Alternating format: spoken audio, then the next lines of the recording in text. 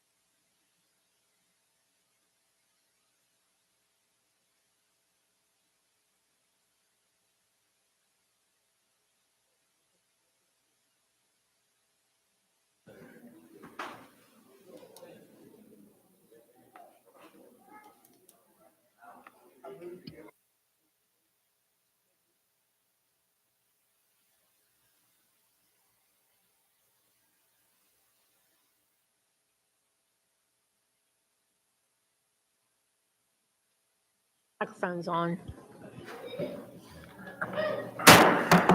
Seeing we have a quorum, I will call to order the City of Kemah, City Council and Kemah Public Facilities Corporation meeting October 15, 2025 at 6 p.m.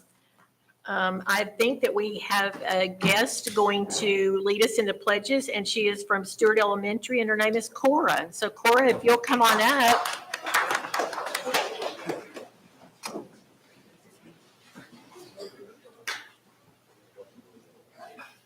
Sorry. Hang on just a second. Let me get over here. Okay. Ready? Pledge allegiance to the flag of the United States of America and to the republic for which it stands, one nation, under God, indivisible, with liberty and justice for all. Honor the Texas flag. I pledge allegiance to thee, Texas, one state, under God, one and indivisible. Great. Thank you.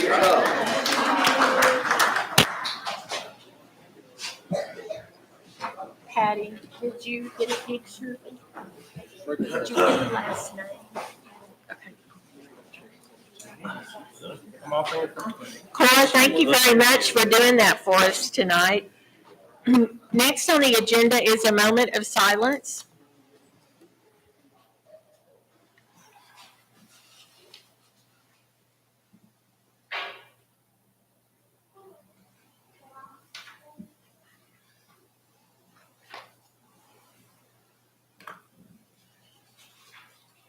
Thank you very much. And next on the agenda is the invitation to address council, and Ms. Shalia Thorne is on the list. Shalia, just make sure that microphone's on when you.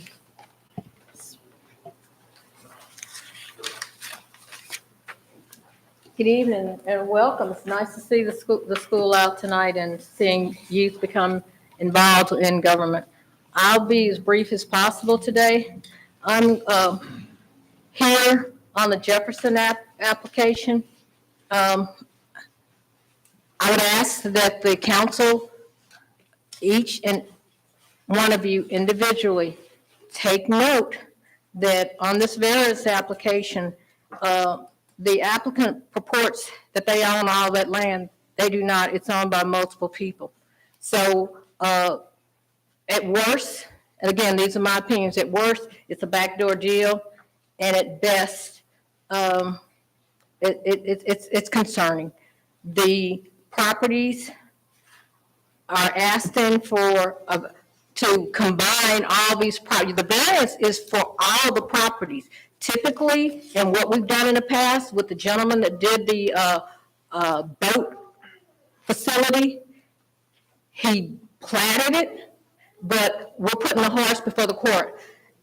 I saw that it said staff, but I challenge you, did any of outside engineers look at this before this has come up? I personally, in my opinion, believe that it's something, it's a done deal, and you know, it is what it is. But I would like to bring to your attention that there's currently a Texas Supreme Court case called Tanaris Bay City, Inc. versus Eleanor, and this is pending before the Texas Supreme Court. And property was sued after alleging that the draining was altered by flooding. And the appellate court allowed them to proceed because, in short, a Texas city that grants drainage and stormwater variance could face liability if the decision foreseeably causes flooding of neighboring properties. This is the second time that the property near a very diverse church has been brought.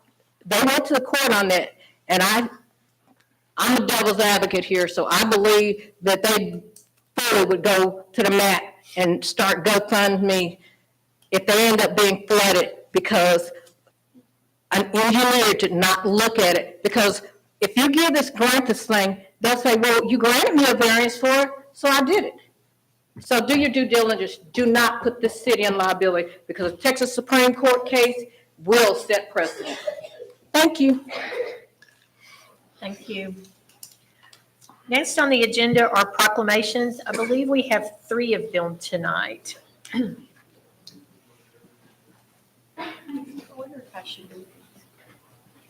Well, I'll go ahead and read them. The first one is proclamation recognizing Red Ribbon Week, which is October 23 to 31, and I believe that's why a lot of the students are here. A proclamation honoring Municipal Courts Week, November 3rd through 7th, and proclamation Galveston County WCID number 12 for the 2025 bond program. I beg your pardon? I only have 3. And there's a presentation by WCS. Oh, okay. Go first. Oh, okay. They're not all here yet. All right. Well, I still haven't got 3 of them.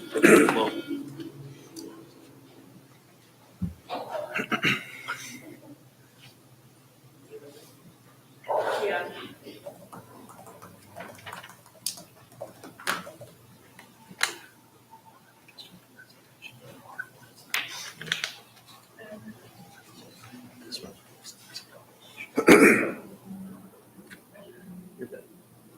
Okay, so our first one tonight is for Red Ribbon Week. So everyone that wants to come up here, All the beautiful kids from Stewart going up here, teachers, staff, Ms. Sanchez, principal, please come on up. Come on up. everybody.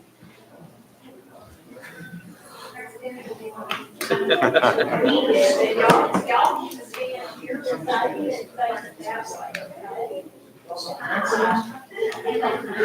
Oh, everybody's got their badge.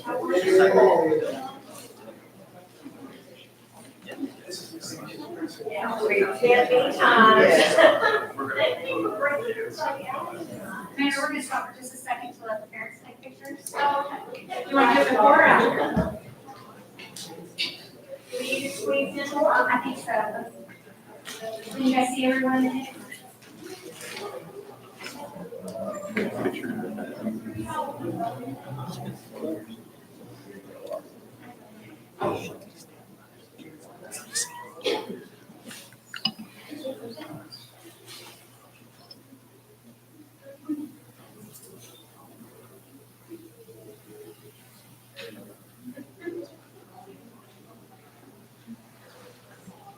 Did you get what you downstairs? This one has better camera on it.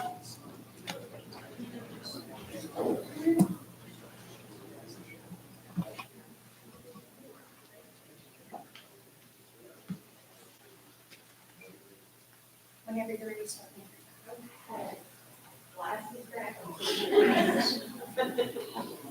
This is a proclamation honoring Red Ribbon Week.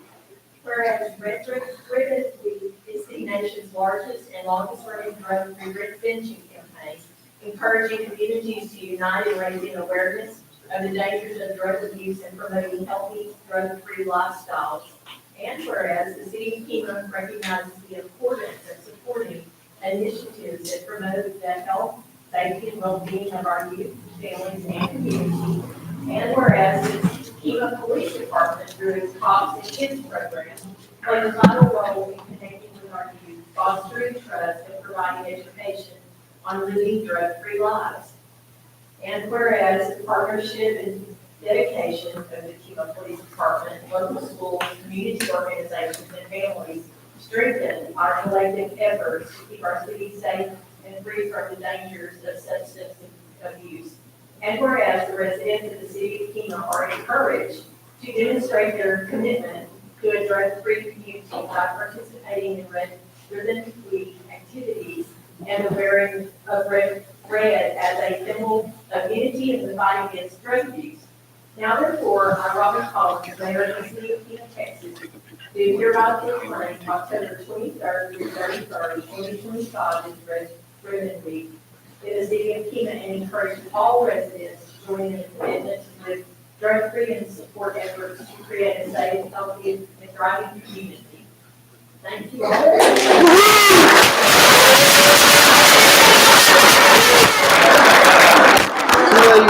We're gonna stand up real quick, we'll take a picture of all the guys behind. You guys can stand up right where you're at. Come on back, please, take a picture. I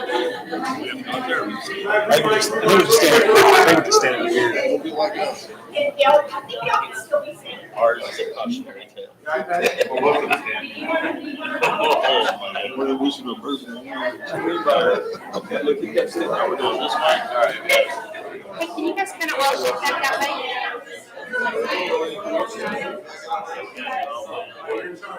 All right. They're kind of angled this way, so.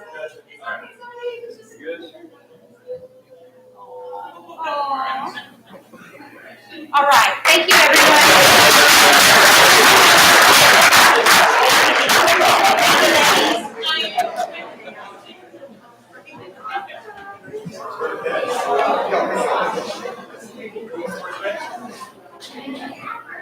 Yeah, of course, nice.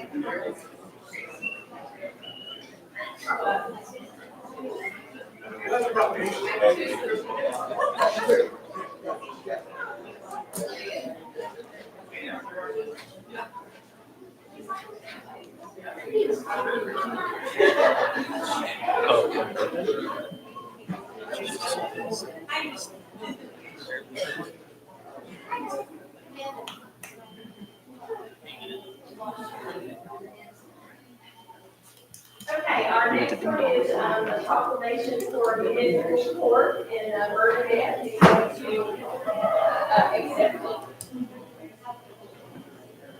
It's the stupid project, all leaving. Okay. Whereas municipal courts play a significant role in preserving public safety and promoting quality of life in Texas, and more people come in contact with municipal courts than all other Texas courts combined. The public impression of the Texas judicial system is largely dependent upon the public's experience in municipal court. And whereas state law authorizes a municipality to either appoint or elect a municipal judge for a term of office, the Kingdom Municipal Court is a state court, and its judges are members of the state judiciary, and the procedures for the Kingdom Municipal Court operations are set forth in the Texas Code of Criminal Procedure and other laws of the state of Texas. Whereas the city of Kingman is committed to the notion that our legal system is based on the principle that an independent, fair, and competent judiciary will interpret and apply the laws that govern us, and that judges and court personnel should comply with the law and act in a manner that promotes public confidence in the integrity and impartiality of the judiciary, and Kingman Municipal Court judges are not policymakers for the city of Kingman, but are bound by the law and the canons of judicial conduct, and are required to make decisions independent of the governing body of the city council, city officials, and employees. Whereas the city council recognizes that the Constitution and laws of the state of Texas contain procedural safeguards in criminal cases for all defendants, including indigent defendants, and supports the Kingdom Municipal Court in complying with such legal requirements. Now therefore, I, Robin Collins, by the virtue of the authority vested in me as mayor of Kingman, in the city of Kingman, do hereby proclaim the week of November 3rd through 7th as Municipal Court Week in the city of Kingman, Texas, in recognition of the fair and impartial justice offered to our citizens by the Municipal Court of Kingman. In testimony whereas witness my hand in the seal of the city of Kingman, this 15th day of October 2025. Thank you.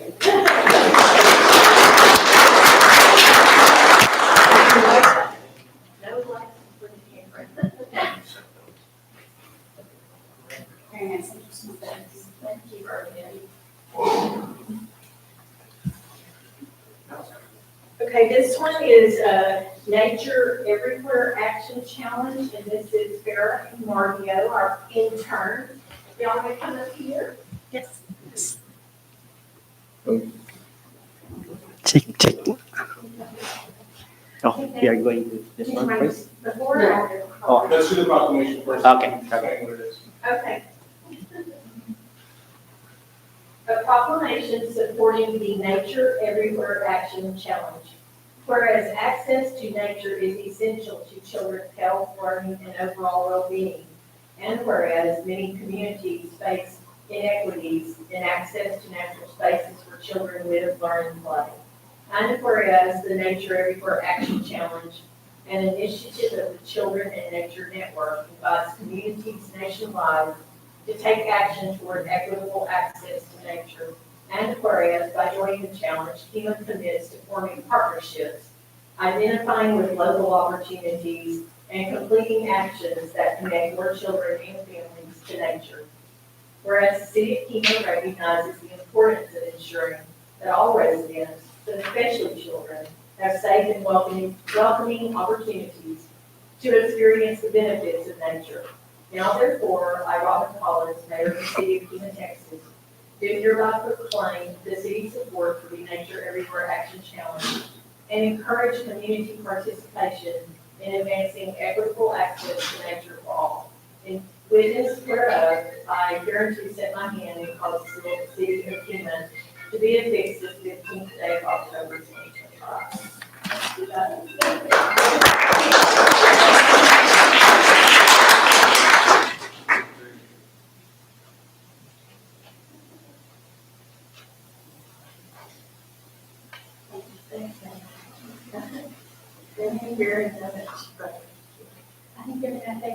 We just have a couple of slides about the program.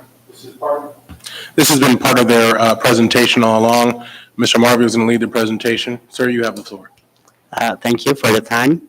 I'm Marvio from Indonesia. So grow up with the nature really makes me grow up and then learn many things. So I do believe like by joining the Children and Nature Network will help all the children in city of Kema to grow, learn, and especially socialize with the people around city of Kema. And also give the time for the family to balance their time and then make a connection with all the people. So Children and Nature Network basically is a non-organization project, was founded in 2006, and then try to reconnect all the children around U.S.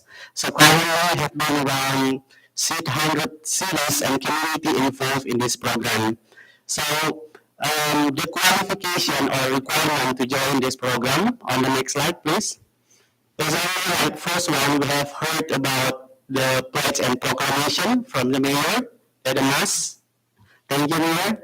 And then community collaboration. So it's minimum actually 3 organizations. So start from government, schools, business, or local organization. And then the third, aligning with Nature Everywhere goals, which is equitable access nearby to nature, childhood, especially outdoor learning, and environmental sustainability. And then the last one is about online leadership engagement, assigning representative to the project and receiving progress update. So anyone who join this program, this connectivity, especially with children and nature, will be had a lot of benefit. The first one, regarding to membership benefit, the members will get full access to research inside professional event and even global networking, the trailhead community. So this is for, I can divide it into several groups. The first one will be focusing on the children, and then youth, and family, and the last one will be for the whole community who live in Kima, Texas. Thank you. That's all. Thanks, Marvio. Our next one is a presentation by Galveston County WCID number 12 on the 2025 bond program.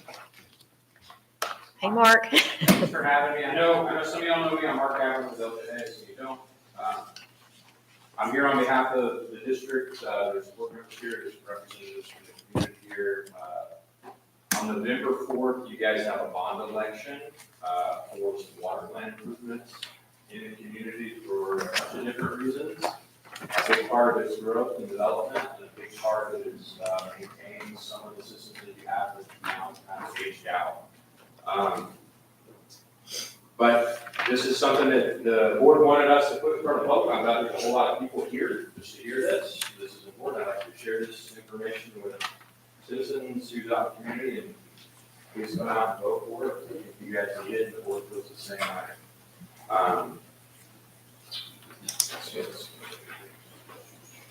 So you can go to the next slide. So there's 3 projects that really is on this bond list. One of them is a water plant that the district needs for reasons that really belong to state law. For you guys to grow and continue to have development inside the community, you're starting to get to the point where your infrastructure that you have to provide service to new developments is filling in. So for you guys to have new community center, new apartments, new facilities, new restaurants, at some point, if you don't invest into the system that you have, the board's gonna have to start saying no to development that's coming in. The Del Sangre water plant's already under design. This is really a bond to bring in and pay mostly for construction of that. We're probably 6 months in the design of that, but this plant has been something that's been talked about now for probably 2-3 years, based on the existing developments already being built. So water plant's really probably the most important or the biggest chunk of this bond election. It's probably over half the funds that are going to be on the election. The second project is water valve replacement. So KEMA in general, or the district, has had facilities inside this area for the better part of 50 years. There's a large portion of the valves inside the district that have kind of hit their life cycle. They're aged out. And anytime we do a project inside the district boundary, we generally have to spend extra money to put in new valves to replace valves that should work, that don't work. What this particular project is to make sure that when people come in and they put in new homes, there's a freeze, there's a water break, there's something, the operator has the ability to shut off your system, and it doesn't create issues outside of what they should already be able to do. So this is really kind of a maintenance issue. Just imagine the freeze comes in 2021, whatever that was. If they can't shut and isolate water off, everybody's really upset. This is something that needs to be done. They really haven't had a good opportunity to replace valves other than spot projects for a handful of decades, really. And that's kind of just part of the nature of these shows. The last part of it is, the technology's kind of changed quite a bit in the past. Well, it's always changing, but there's a lot of communities out there. I'm sure you've heard, City of Houston, they have smart meters they're putting in. It's just kind of where the world's going, where instead of having a mechanical meter in there that kind of gets bad, it starts to report. There's a reason why smart meters make a lot of sense, not just from the district operating them and seeing these, but also as owners of homes. I live in Houston, just so everybody knows, and I get an alert on my phone when I have a toilet that's running. It doesn't say, hey, my toilet's running, but it says, hey, you've used 500 gallons a day, this is at home. Well, I know everybody knows what a running toilet sounds like when you fall asleep and you're not really paying attention to it, but there's cool technology out there that can help save a lot of people money long term in situations like that. So that's kind of the things that the bond elections really focus on. It's mainly for the water system. A big portion of it is the water plant that is desperately needed for the district to continue to serve and grow the community. I think everybody wants to invest in their community. I know the board does. I know people on this council probably do, but that's kind of what we're here is to talk to you and answer questions or kind of give you information about it. You can certainly get in, I'll get into some details, but the water plant, really, I'm gonna go through these bullets, but just due to developer interest within the district, the water plant's necessary to grow and for future investment in the community. At some point, we will say no if this plant is not built. If we don't get the money to build the plant, we will have to wait until the next bond election to build the plant to get the funds. So we're not looking to slow down growth within the district. Generally, we're looking at a $5 or $6 million plan. That's kind of what this numbers look like. Currently, you've got, I just been named some developments that are already being built, but you've got Dakota is building a large apartment complex down near 96. Marina Bay Boat Storage is expanding. They're putting in a second boat storage facility. You've got a store being built on Evergreen Memorial Parkway. It's a Verizon cell phone store. People are bringing money to your community. We don't want to slow that down. And like I said, the main reason for having the extra facilities that have storage and have booster pump capacity and backup generators is you have a period of downtime when things go wrong that you can still supply water for 2, 3, 4 days when a hurricane rocks the system and everybody needs water still. You still got flushing toilets, you still got to serve people food. That's why you have the backup facilities at every spot that the state regulates to make sure the water's not just gonna disappear when everybody uses power. We can turn the page. So really, water valve replacement, this is just something that's due. We've got a $1.5 million construction cost estimate for it. Like I said, I've probably done different versions of different projects in this community for 15 years. Every single project that the water district has to isolate, there's always valves that go through. And that's because no one's put money and energy replacing those valves that they did not. Not that they, bad valves in the sense that once they were put in, they were, but they got them. So the isolate and shut things off, you can't do that. Your operator has a hard time doing that.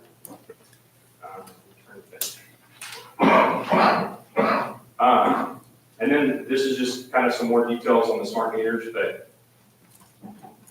this is gonna increase the operator's ability to have less employees coming out, checking meters, doing meter reads. Everything's gonna self-report, cell phone wise to a main system, and then you guys will have access, or the end user will have access to the web.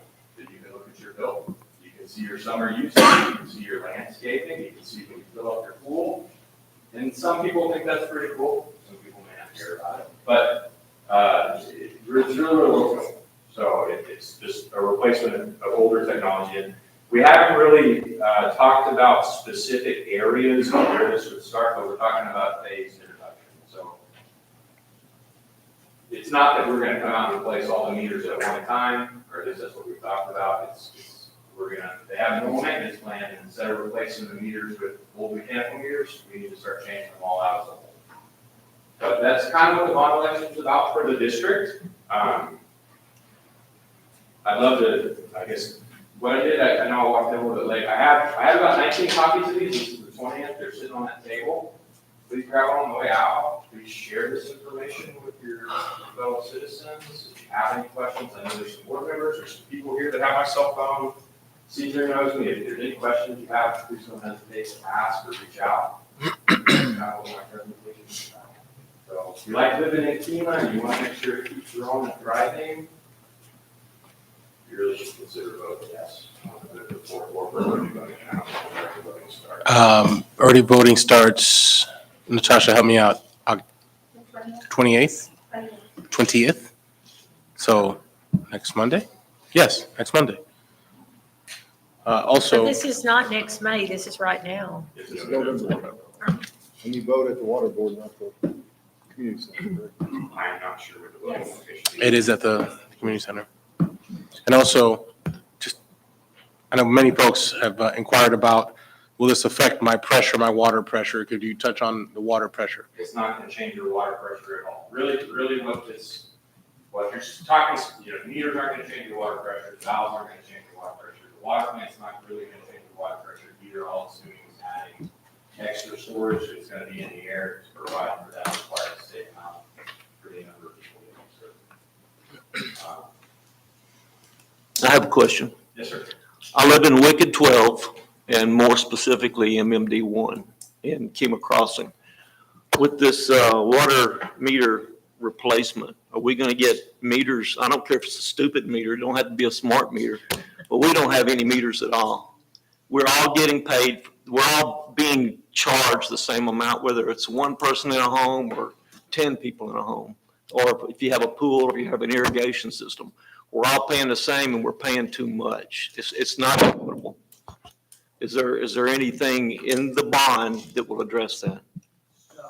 Yeah, the answer is no, and I'm not sure that you even get to vote on the bond by living I'm sorry? in that neighborhood. Oh, y'all both talking, I can only listen to one. I think because you live in that neighborhood, you actually wouldn't be voting yes or no for this because you're not in our district. Our district serves your neighborhood with a master meter, and that master meter's planned to be replaced with a smart meter, but it wouldn't go anywhere past. So you're saying we won't vote on the bond? Is that what you just said? I don't think so, not for the district. You're not in the district, I don't think so. We pay taxes to Wicked 12, correct? You pay taxes to your, I'm sorry? you pay taxes to your mud and then you pay. And we also pay taxes to Wicked also. Yeah, we're double They have their taxed. own system. Yeah, Yeah, we're double taxed, so we don't get to vote? no, I don't. I think what you're saying is totally true, but I'd love to go offline with you and kind of describe it, but no, the smart meters in this would not be going in your district.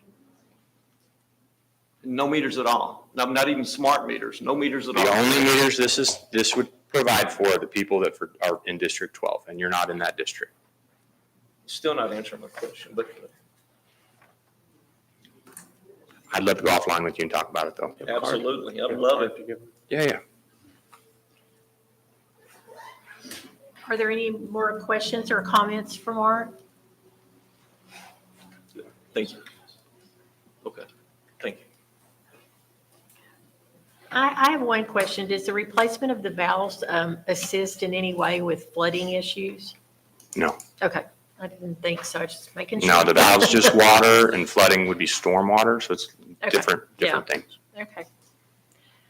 Anybody else have any more comments or questions?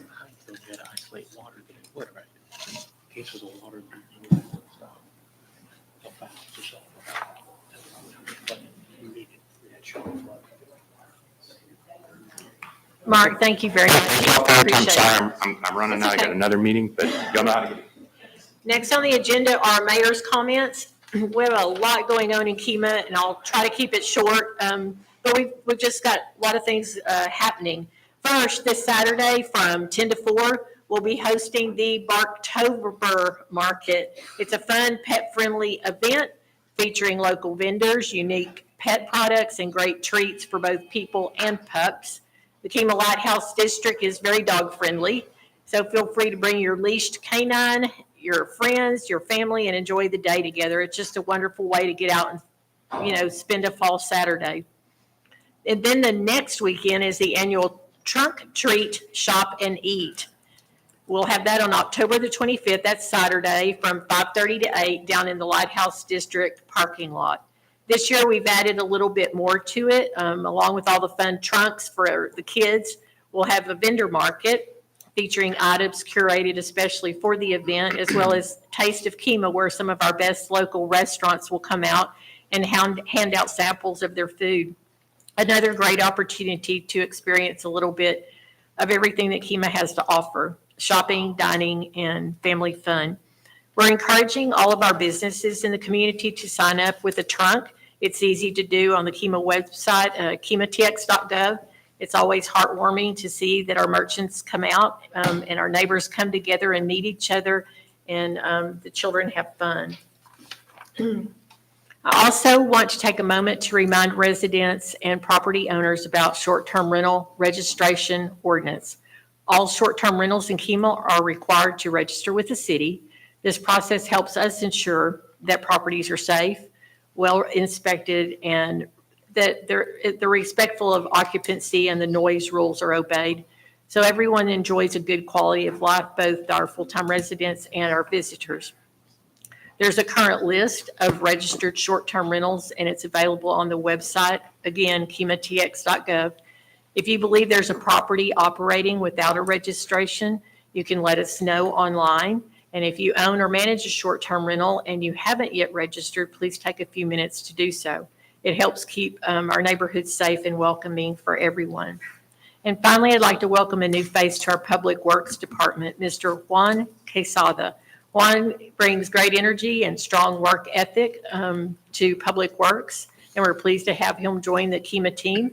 Public Works, they work hard at keeping the city running smoothly on a daily basis, day in and day out, and also they react a lot of times to things that they weren't expecting during the day, but we're grateful for all of the hard work that they do. So Juan, if you're listening, welcome aboard here in Kemah. We do have a full agenda this evening, but I want to take at least a moment to appreciate everyone that came out tonight. I appreciate you staying engaged and informed and being a participant in your local government. Next on our agenda are council member comments, and I will start with Councilman Darren Broadus tonight. I just want to say thank you for everyone coming out. We had a long agenda, so I'm going to keep it short, but I know we have a whole lot of guests here, so I'm going to try to be moving some agenda items around to accommodate to them. We got LJ, we got engineering firms, we got a lot of people here, so just so everybody's aware. So that's all I got. Councilman Dustin Oliver, Thank you, everybody, for coming out. That's all I got. Councilman Doug Meisinger, Yeah, I would echo, thanks for coming out and in such large numbers, my God. Chief, great job. I know it's a trying situation that you guys find yourself in, so I appreciate you handling that as professionally as you did. Lee, totally understand your point, and I hope we can take some action tonight with one of our agenda items to help Appreciate that. sort of address the situation that you guys have over there. That's it. and Councilman Lee Wallace. Just like what the rest of my guys said there, thanks for coming out. We appreciate you. And Councilman Isaac Saldana. I actually do have something to say tonight. Okay. It's not normal. Today, actually, October 15th is the last day of Hispanic Heritage Month. And I think it's especially important in today's climate to recognize the strength, leadership, and contribution of our Latino community right here in Kemah. We're fortunate to have two great examples of that leadership right here in our team. Cesar Garcia, our city administrator, who's Dominican, and Raymond Garvey. I have a hard time pronouncing it. I'm sorry. There you go, that. Our police chief is of Mexican descent. But what I really want you guys to understand is that it's very important for young Hispanics to see somebody who looks like them in positions of leadership and success that you guys are both doing. So I wanted to personally thank you for that and for opening the door for new Hispanics to come into leadership and to be successful just like you. Thank you. Thank you. Absolutely. Good here, man. Good. Next on the agenda is the city administrator's report. Caesar. Thank you, Mayor. Thank you, kind words. Brought a tear to my eye. Thank you. Very quickly, I wanted to echo something that the residents have clearly spoke about, which was a closure of 518. Enclosed in the packet tonight was the fact that we've already reached out to TxDOT. We took matters into our own hands as far as creating some type of safe barrier. It's now been a week and a half, 2 weeks since we took this action. And we're happy to report that there's not been an accident since we took this measure. We did receive verbal approval to do this, whatever it took for me to stop sitting in TxDOT offices waiting for some type of response. We have gotten their attention. They have reached out and requested a meeting with us, Mayor. I just got the email a little while ago requesting for us to meet here in the very near future. So hopefully we'll get some action or traction when it comes to that. In the meantime, there has been requests for different barricades or different set of barricades that will allow us to still maintain that left-hand turn. We have received quotes for them. They're about $475 a piece, and we do need at least 10 of them, preferably 20. So it would be a budget constraint that was not budgeted for. We could possibly do a makeshift combination of something like that, but we still need more cones and barricades to do it safely. The objective is to make sure that there's no cross traffic coming from Dror to Evergreen, but that we still allow for left-hand turns to come from 518 into Evergreen and vice versa from 518 to go into Dror. So we're looking to see what we could do with that. I will be compiling that quote and seeing if we have the wherewithal to make that happen as soon as possible. But I want to make sure that if I can continue to have your support to bring safety first, again, since we've taken this extreme measure that we know was received well by some, but also concerning to others. Thankfully, the most important thing is that we have not had an accident since. Dating back to 2020, along this corridor, we've had over 400 accidents, 340 something being minor, the rest being major. So we want to try to prevent anything from happening as serious as a fatality. We've been closed several times, but I have the support of both our fire and our police chief, and both are very pleased that we haven't had to report and put our staff also in danger to have to report to the scene. So I want to share what we've done so far and asking for your support to continue providing additional safety and seeing what we can do to still provide the left-hand turn without having any incidents. Thank you. Question. Sure. I do appreciate it. I have actually been T-boned at that intersection. But, I mean, do we have, and if you said it, I'm sorry if I missed it, but do we have a timeline? Because, TxDOT likes letting us leave our barrels out forever. And we are a tourist town and it doesn't look great. I know it's needed. Sure. But I mean, it's just, it seems like those simple, what do they call them, cattails, or they stick up to kind of do this number. I mean, is it something we can do to put pressure? I have a photo of what we could do. We received it. League City had the same problem, I believe, on South Shore Drive a few years ago. They also waited for TxDOT and just took matters into their own hands. And over 20 of them. Unfortunately, we may not have the wherewithal to do that. But they are quite expensive. They're almost $500 a piece. What he's planning to look way better than this one. It's awesome. Yes. It creates an S. I'll send you a picture of it. I have it. I'm sorry I was not able to put it on the I've seen, agenda. I've seen some solutions to that. Maybe if Baytran wants us to join, they could help us out.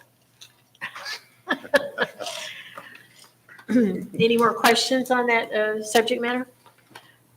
Next on the agenda are reports from staff, 9A through G, Police, Building Department, Human Resources, City Secretary, Quarterly Investment, and Municipal Court and Communications. Anybody have any comments or questions for staff?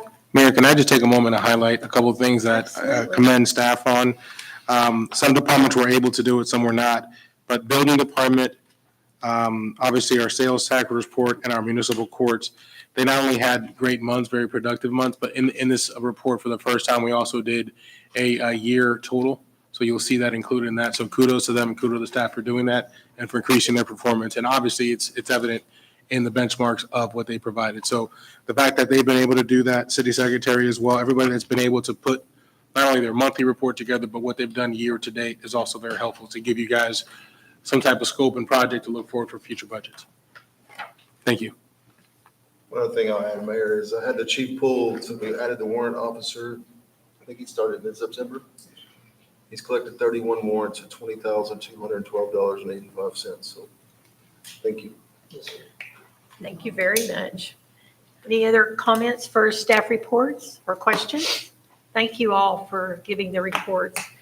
Next on the agenda is the consent agenda with 2 items on it to approve the minutes of the 10/1/2025 City Council regular meeting and consideration and possible action to join a purchasing cooperative, TIPS, the interlocal purchasing system. So moved. We have a motion by Councilman Darren Broadus to approve. Do we have a second? Second. We have a second by Councilman Lee Wallace. All those in favor? Any opposed? Consent agenda carries unanimously. Mayor, I'd like to make a motion to move up and order 11F, 11G, 11N, 11P, 11Q, and item number 12, due to that we have representatives here or on the line, so to be conscientious of their time, I'd like to do that. We have a motion by Councilman Darren Broadus to rearrange some agenda items. Do we hear a second? Second. We have a second by Councilman Doug Meisinger. All those in favor? Aye. Any opposed? Okay, our next item then will be 11F, if I heard you correctly. That one is consideration and possible action to approve 3 requests for variances from Section 46-111E for floodplain mitigation, Section 18-21, free landscape area requirements for multifamily, and Section 98-786 from the pairing required for multifamily for property generally located at 930 FM 518, parcel numbers 159666, 159661, 159657, 159658, 159673, and 159670. So this is, do we have a motion or discussion? I think we have representatives here, so people have questions. Is Isaac with LJA here? Evan's Evan here. and Isaac okay. can both step forward. The owner of the property's here, their engineering. So we have lots of people here. That's what I'm Okay. saying, we got lots of folks here. Good evening, Mayor and Council. Evan Duvall, Safe Built Deputy Building Official. And I want to first start out with the topics I'm aware of, and then I'll bring Isaac up here for the engineering component. So this is, we had 3 variances submitted for a multifamily project, and the first request is for a landscape variance. And this landscaping variance is differing from our normal 1,000 square foot required for landscape area for apartments. And landscape area is just grass, trees, basically an amenity for the complex. Instead of that requirement, they're proposing to provide 539 approximately square feet and amenitize the development with a dog park, a neighborhood park, a walking trail around the detention pond, and also a clubhouse and leasing office. So their intent is to have more amenities and less just landscaped areas with trees. That is their first request. And like I said before, the applicant is here to answer any questions you have on the development, timelines, and that kind of thing. The second request is for a variance for parking, and essentially they're requesting to provide 866 parking spaces, where by code 1,152 parking spaces are required. If you look at their backup information, they provided a good summary of apartments in the area and what essentially has been provided by similar developments. And this development, in terms of a planning perspective on average parking spaces per unit, is actually very good and comparable with surrounding similar projects in the area.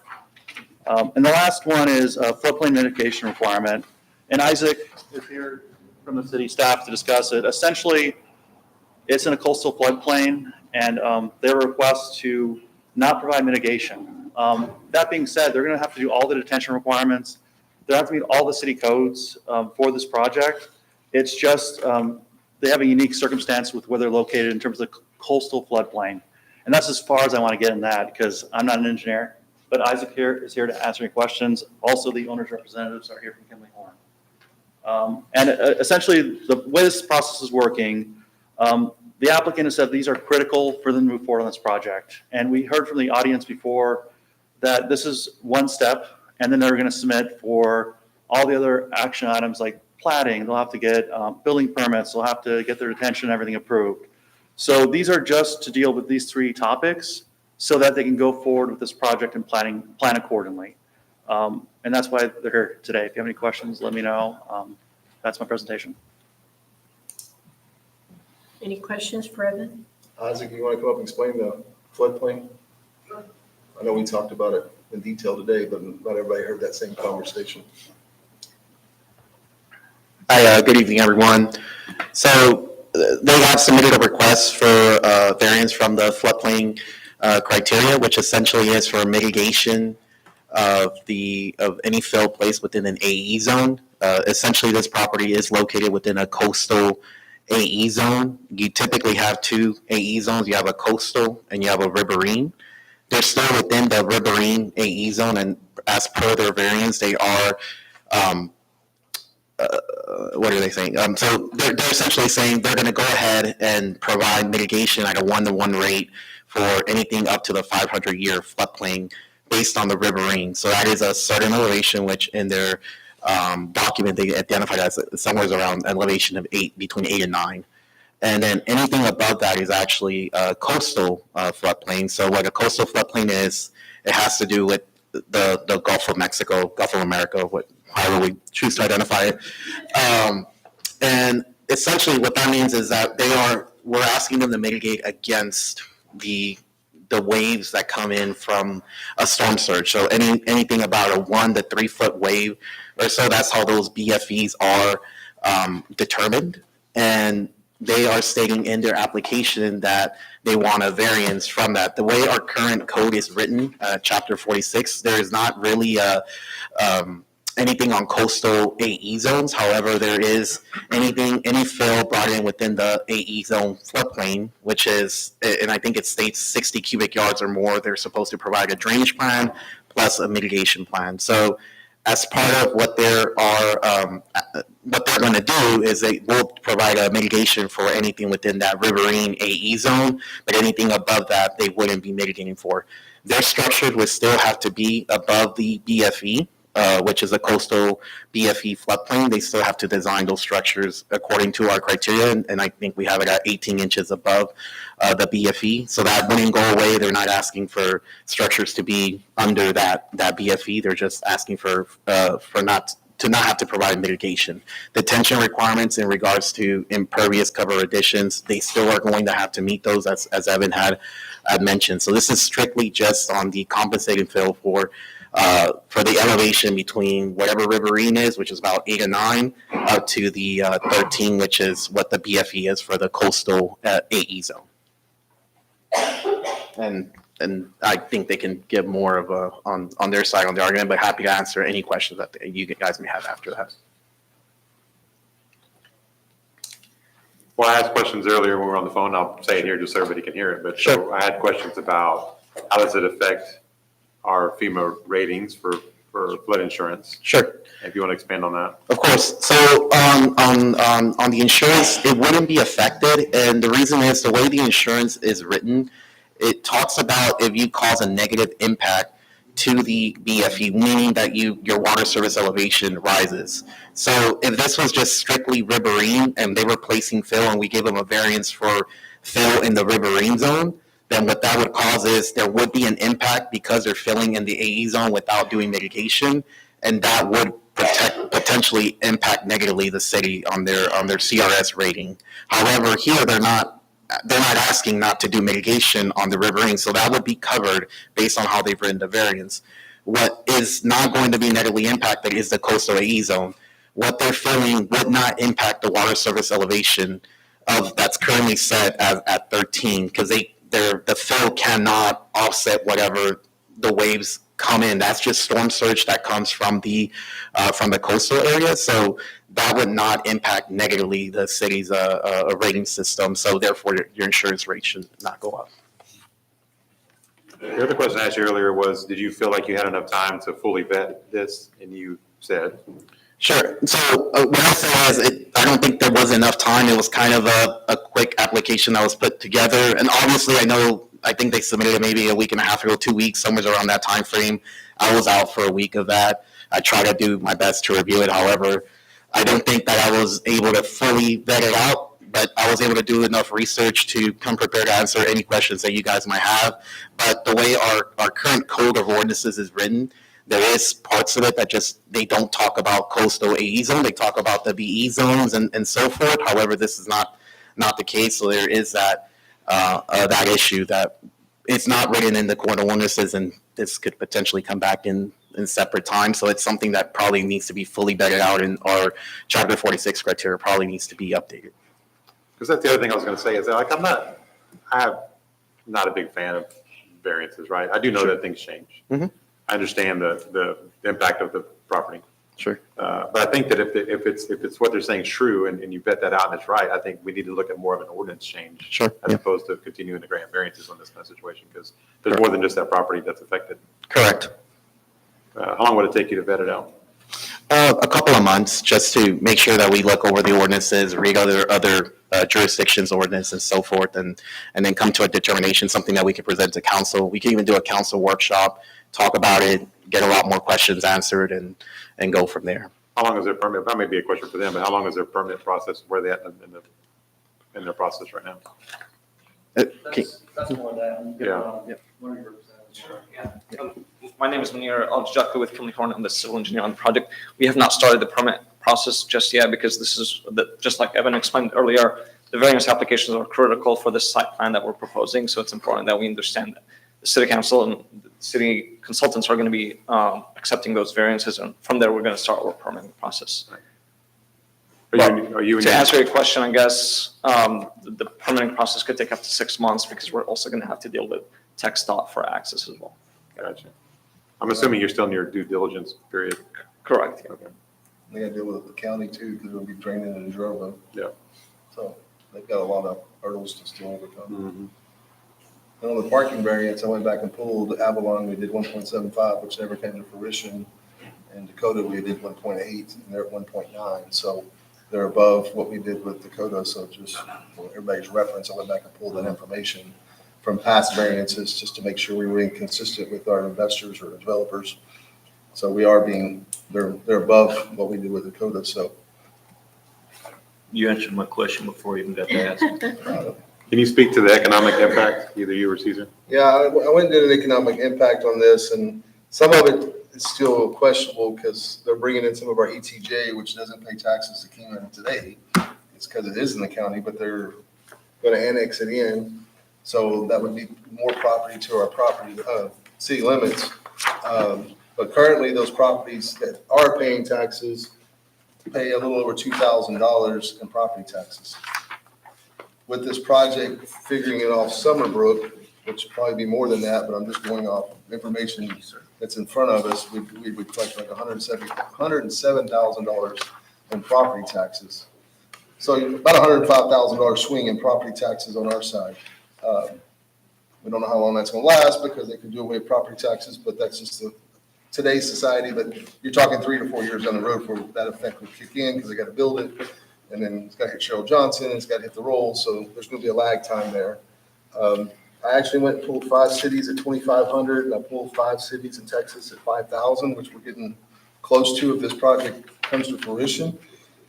And pretty much the average resident, man, woman, or child in all those cities spend about $140 a year in sales tax per head.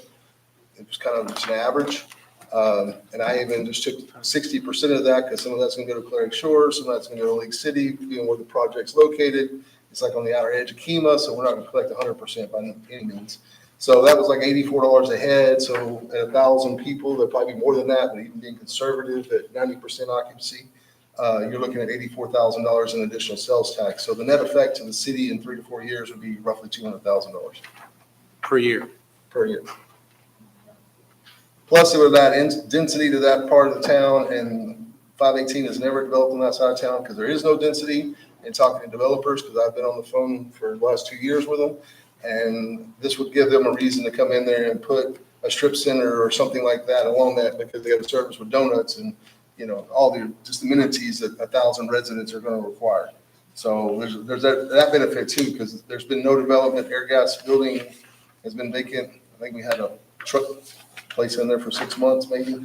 But other than that, I think it's been pretty much vacant since Airgas left. So there's been no activity along that corridor, and that 10 acres, I think it is on the corner, hard corner, would become extremely valuable in my opinion, because somebody will want to go in that hard corner with 1,000 or 1,200 residents sitting right behind it.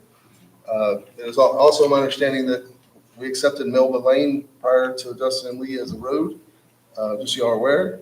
And that road is going to have to be redone. That's one of their interests, and that's part of their project, is they're going to redo that road.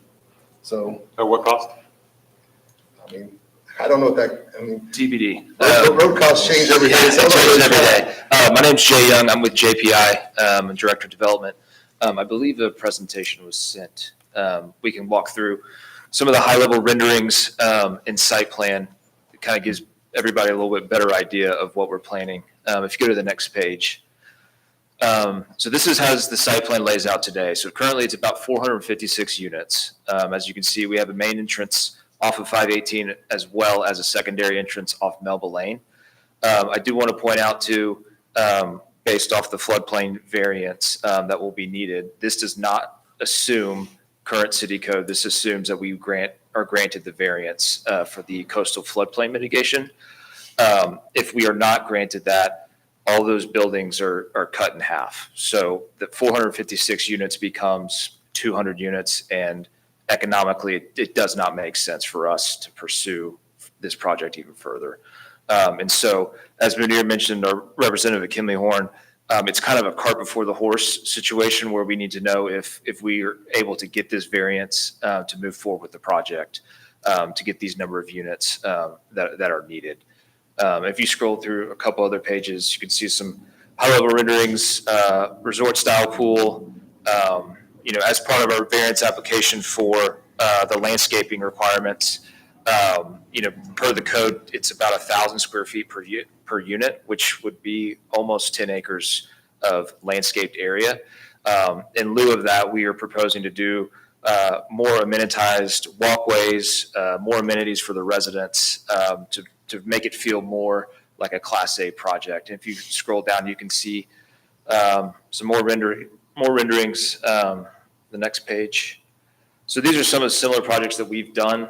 We office in DFW as well as Southern California.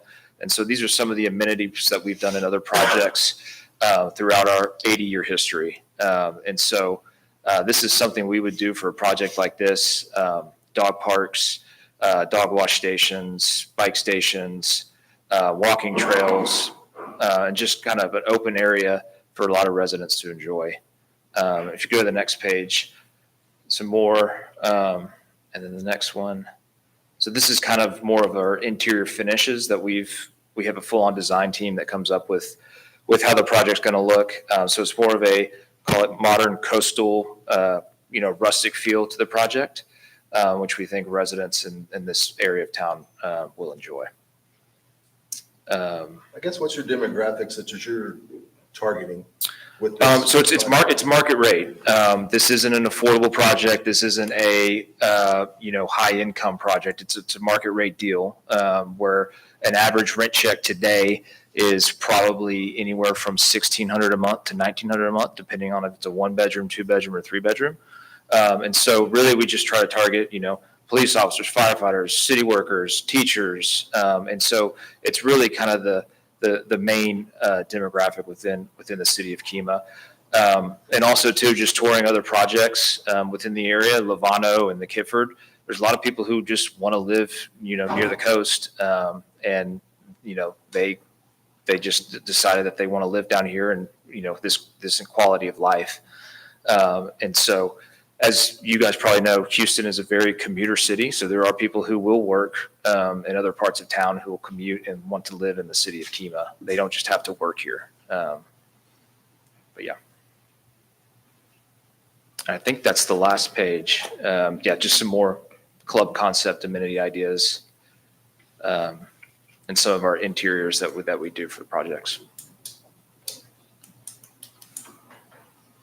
But yeah, as Mark mentioned too, the district engineer for LJA, there is a lot of money wanting to come into Kemah, and we are that group. And so another cart before the horse situation too is getting that bond passed for the water plant expansion to eventually serve this site as well. So a lot of stuff that needs to happen for us to move forward the project. That bond passing, this coastal floodplain mitigation, and then obviously the parking and the landscape variances.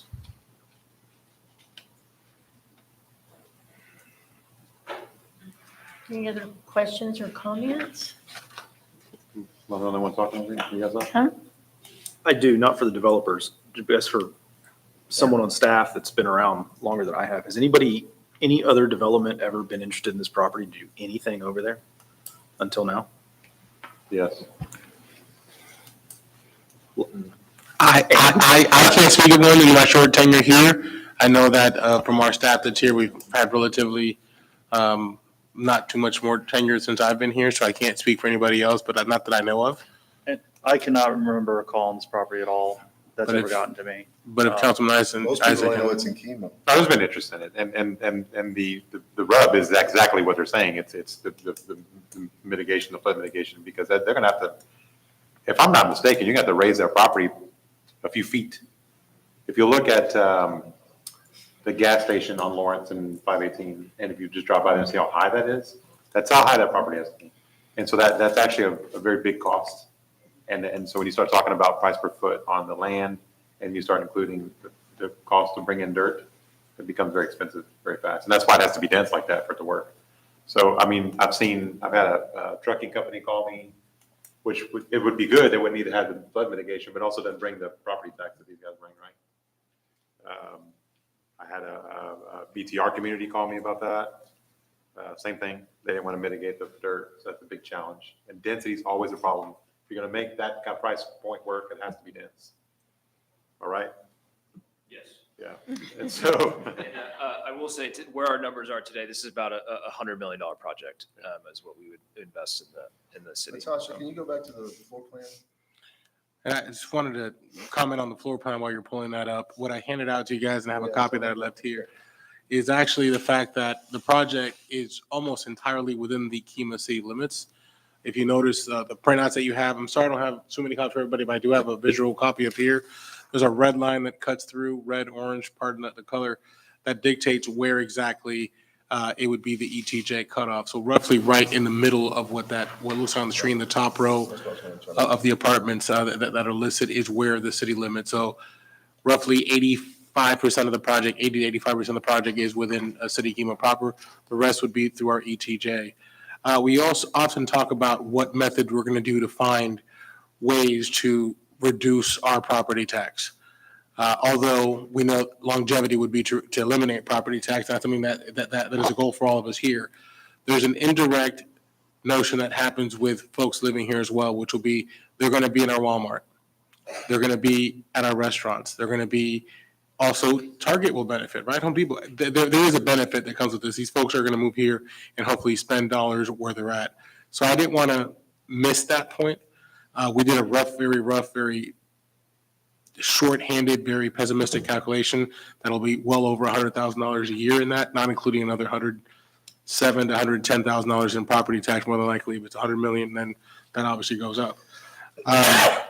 But nonetheless, we know that we've had a similar project that was going to come before in the past. You mentioned, has there anybody been willing to actually mitigate the project and make sure that it meets all of it? Unfortunately, until now, we haven't, but this group here tonight is willing to take on that challenge, at least until they get certain items taken care of. So the item before you is to approve these variances. I do want to tell you that approving these variances tonight does not approve the permit. We're quite a long ways away from moving on. As was mentioned, the bond has to happen, but I believe, correct me if I'm wrong, you guys have the property close to under contract? It is currently under contract. Under contract. So they want to know, for their investors' perspective, is if they're going to pursue this, do they have the likelihood to possibly move forward or not? And as was mentioned, there's been swings at this property in the past. Unfortunately, it has not happened. Here's a chance to do what arguably would be the highest and best use for the city with what we have. I can say what Isaac said. Yes, we've had people look at that property. I had 2 developers look at it in the same deal. They didn't have enough density to make it worth their while. So, I mean. The price point drives that. The price point's correct. It's just. No, but that's what drives the density, right? Because it wouldn't, if it's $2 a foot, you wouldn't have to worry about that. Right. But that's not what land goes for in Kima. No. Yeah, and so, getting these variances, I guess what makes us a little bit different as a developer is, I'm sure there are people who have looked at this site before and see the floodplain and see the city requirements and just say, I'm not doing that. We want to work with the city and present options and say, this is what we need in order to do something like this. And so, and that's probably why people have just turned their heads. We like to work with municipalities to get these types of projects done. So, and I'll bring up the Kimley Horn guys here as well to just talk more about the floodplain mitigation or the coastal floodplain mitigation variance and kind of what other municipalities have done with that situation and their experience and their memo that they prepared in this variance. And I will say this, and kudos to the engineering firm. In talking to Isaac, this did not have to be brought into us as a variance. He could have done a 1-to-1. Correct me if I'm not right. I'm right. They're being proactive and bringing this to us and doing it the right way and not just going around the system a little bit. I mean, they're trying to do the right thing. So I will give them kudos for that. Good evening. My name is Trevor Brown. I'm a civil engineer with Kimley Horn, and I'm just going to talk about some of the floodplain just kind of as the site sits. So as Isaac kind of mentioned earlier, there's 2 factors that impact flooding on this site. One of them is Clear Creek. That's the riverine that he was talking about. And in the 500-year elevation, we looked at the model, it gets up to 8.4 feet.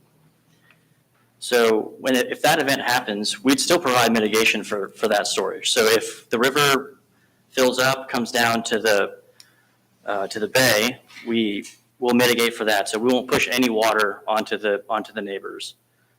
When the storm surge hits, we say mitigation.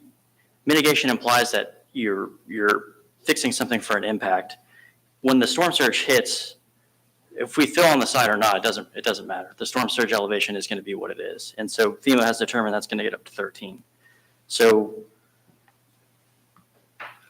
I could quote some other code. So other jurisdictions like Galveston County and Harris County have gotten into this with more detail. So I can just quote just a little bit. It says, it talks about requiring floodplain mitigation at a 1-to-1 ratio for fill within the 500-year floodplain. This requirement does not apply to coastal areas where floodplain fill mitigation is not an issue. In areas of combined coastal and riverine hazards, so that's what this site has, the requirement only applies for a portion of fill placed below the riverine flood hazard elevation, as provided in the FIS or approved hydraulic model. So we're following other jurisdictions' codes. I think they dive into this nuance a little bit more because it's more relevant for them. So maybe when you guys look at code or when Isaac looks at code, maybe they can reference that. So I guess technically it's a variance, but this is what other jurisdictions allow. Because the fill that we placed above 8.4 won't impact flood elevations. I guess you have questions on that? Thank you. Thank you. I just have one last thing. They submitted a site plan with the amenities, they submitted an elevation. So I'd recommend if you guys are going to approve this, that there be a recommended condition saying must adhere to the site plan elevations as well as the technical memorandum from Kimley Horn, just so that's a condition of approval. You can write that down for us?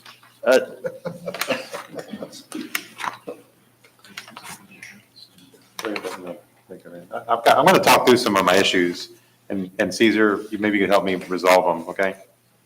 So I do believe probably this is going to be the best, highest and best use there. Let's just say that.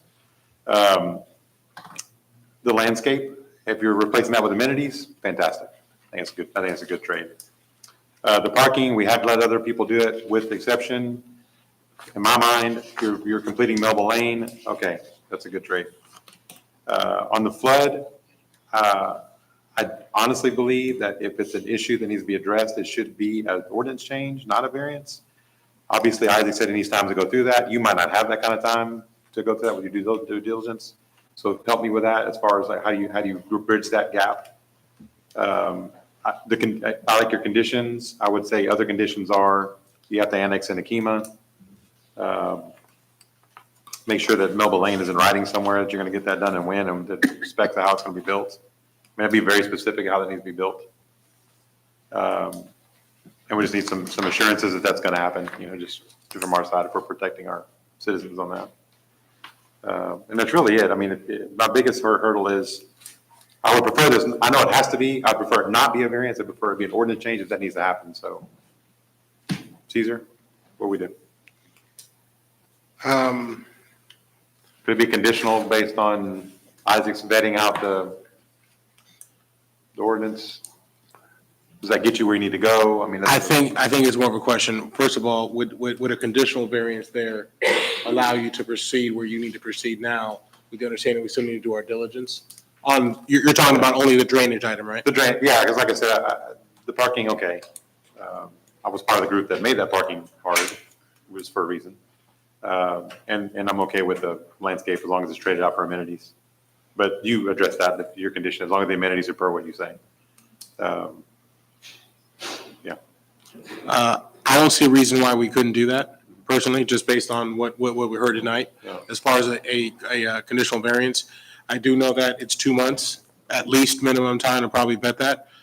And with the fact that you only have 2 meetings left in the actual calendar year between that, you're probably going to stretch it to 3 months because any ordinance has to have 2 readings.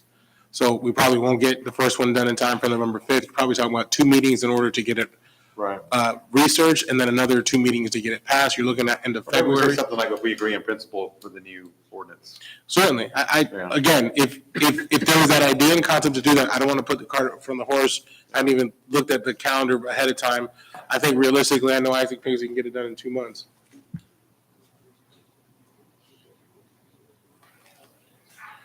Good point. Kyle just brought up a great point. You can't approve this item on an ordinance that doesn't yet exist. However, you can approve the variance and then come back and waive the need for the variance later if the project hasn't been completed at that time. Okay.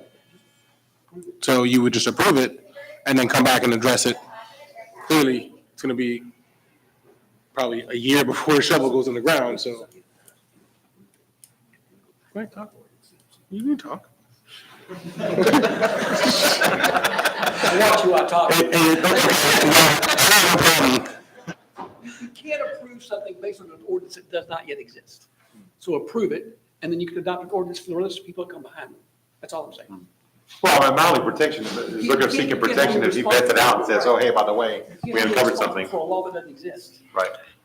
Again, I just want to preface the fact that tonight is not approving a permit. This still has to go through a very thorough permitting process. And Isaac is here, and I don't want to put you on the spot, but I presume that if something comes up during the permitting process, that we would obviously not let this move forward. I would think 2 months sounds like a long time. That's a very LJA answer.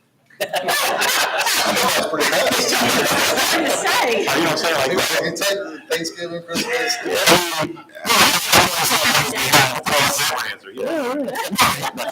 No, anything that comes up, definitely during the permitting process, I mean, we're always looking at it very closely. I mean, ultimately, we want to make sure that none of the citizens or any residents around are impacted by the way things are done development-wise. So if anything comes up, I mean, that's something, a red flag that we would raise immediately, and we talk to the developer about it and the engineer and figure out a way of like. But what's your recourse if we've already approved the variance and you find something that's detrimental to the neighbor somewhere? If we I don't find- think a worst case scenario, but I mean, of course, I just want to You make sure we should. cover up it, yeah. Sure. So if We've dealt with marriages before. Approve variance. So we approve the variance, we come, that's, I mean, I still think, well, putting on the spot. My thoughts Sorry are about that. Honestly, the way I see it is that. Ask for variance, you just approve it, because it's 1-1 is what we've done for everybody else. Right, I mean, the way. I do think we need to clean it up for future. That's what I'm saying, like, Yeah. we shouldn't, I made a vow not to approve variances anymore. I Right. understand that this is what it is, but Right. you, based on what you said earlier, it needs to change anyway. It does, we do, because we don't talk about coastal A zones in our The question variance. is, Yeah. if we approve the variance tonight, he finds some differences, and they haven't applied for a permit. When they apply for the permit, would they have to go with a new variance? I mean, okay, so it'd be already grandfathered in. I missed your point. I asked if we approve the variance today, and then he finds some discrepancy, and they have to come in for a permit, would they be grandfathered in? And he said yes. So, yeah, they've already approved it. They already approved the variance. Right. But this is the way we've handled it in the past.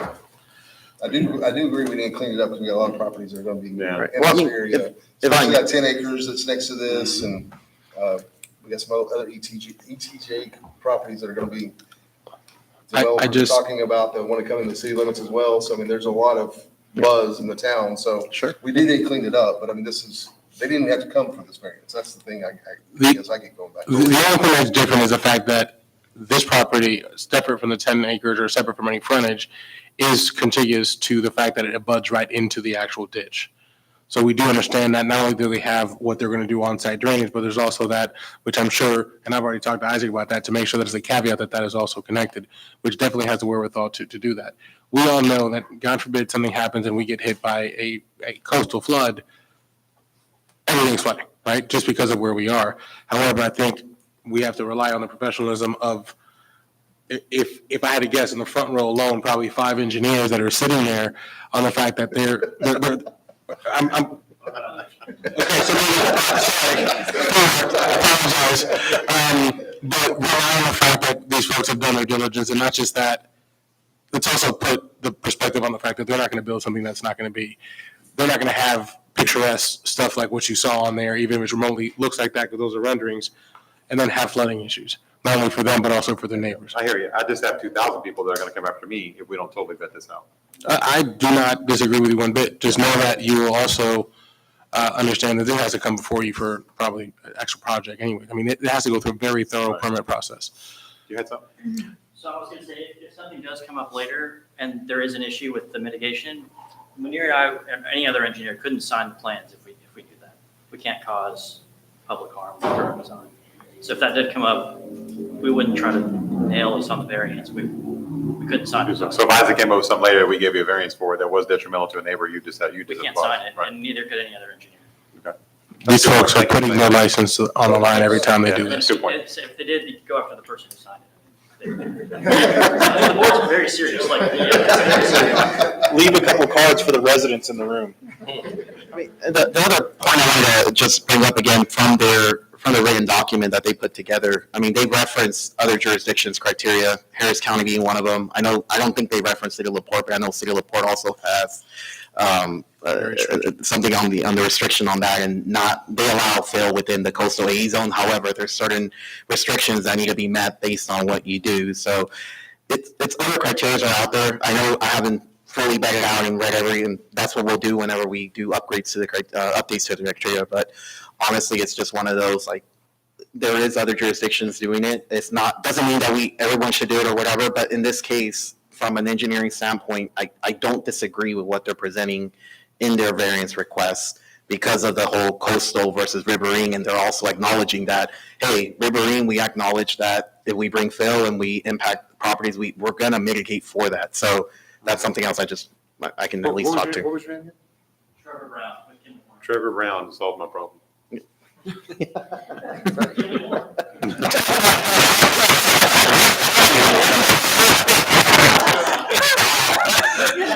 I'll take you to bet this out. Everything has a price. You settled it for me. Good job, thanks. Go ahead, no, you do it. Well, I'm going to be a no on variance number 3. There's way too many questions for me. I don't love 1, but I'm cool with it. I really don't like 2 that much. I promise your future residents would love an extra 286 parking spaces out there, but I can get around that one. But if these get split up, there's just way too many questions still for me to vote yes on 3. But, you got 4 other bites of that apple. We've asked a lot of questions tonight. I didn't hear you speak up. That's because you're not going to answer the questions I have tonight. There's no way. So that's where I'm at with it. I have way too much to have. And this is a once bitten, twice shy thing. We have found ourselves in these situations and come up with the short end of the stick more times than I can count. That's why we're asking the question. So We'll spend I'm 30 just minutes on it. I'm not all that anxious to jump into it again. No, I agree. Like I said, that's where I'm at. I understand it. Somebody else can make a motion. Evan, what'd you say we needed to add?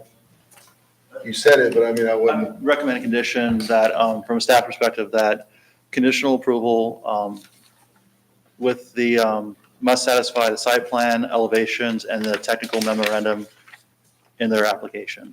What was the last thing you said? The Elevation? technical memorandum, it's basically their sealed argument for the coastal. Site plan, you're going way too fast for. I got it. Site Sorry. plan, I've had a lot of coffee today, elevation, so I apologize. technical memorandum. That's why the lights look like. So Oh, conditional dear. approval must conform to the submitted site plan, elevations, and then technical memorandum from Kimball Farming.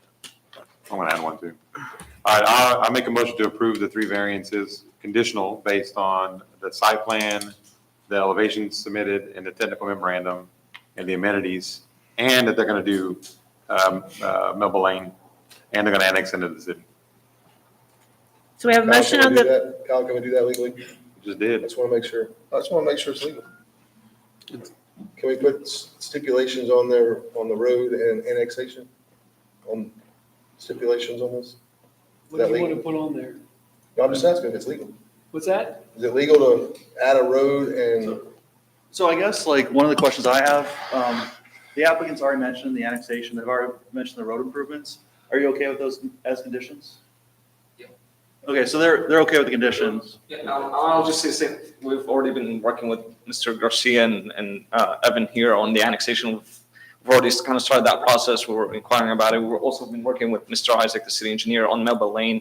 We've inquired about what the requirements are going to be and how we're going to design it and improve it. We've done it before. Yeah. Okay. So they're. I think we're all on the same page. I'll second. so we have a motion by Councilman Isaac Conditional. Saldana. Huh? Conditional. A conditional motion by Councilman Isaac Saldana. We have a second by Councilman Darren Broadus. All those in favor? Aye. Any opposed? Nay. Did you get that, Natasha? Motion carries. Oh, that was 11F. Next, we're going to go to 11G, consideration and possible action for a Thank you, replat. fellas. I beg your pardon? I just said thank you. Yes, thank you all for coming out tonight. 11G, consideration and possible action for replat of part of Lot 1, Block 7, Jarbo Addition. I believe this is to split up into what, 7 lots? Mayor, this is for the property on the corner of Anders and 518, what I affectionately call our triangle project. I believe also the family is here as well this evening as well, should you have any questions from them as the applicant. And Evan's going to lead us through this item, Evan. Yes, good evening again, Mayor and Council. So this is a 5-acre parcel that they're looking at making 7 commercial reserves and 1 detention reserve. And essentially, this is, best practices when you have a large parcel to have a shared detention pond, whereas having a development where each commercial reserve has to do their own detention pond is not very efficient. So this is the first part of the process. They've been working, this is a preliminary plat. We need this to look at their infrastructure plans and approve those. And then after the shared detention and the minimum requirements for the subdivision is completed, then we can come back for final plat. The goal of the construction plan process is just to make sure that when someone sells a commercial reserve, that that lot's ready to go and there's no shared amenities that need to be constructed for the subdivision to exist. That some buys that commercial reserve, they can build on that lot of the commercial reserve. The lots or the commercial reserves vary from 0.594 acres to 0.808 acres. And essentially this would allow more commercial businesses to come in. The applicant and the owner are here, and they're looking at constructing 6,000 square foot office warehouses to 10,000 max per each commercial reserve as part of the construction project. Staff recommends approval, and this is just one step in this process to get this thing completed and have 7 new businesses in the city. And again, the applicant's here, if you have any questions, as well as their engineer.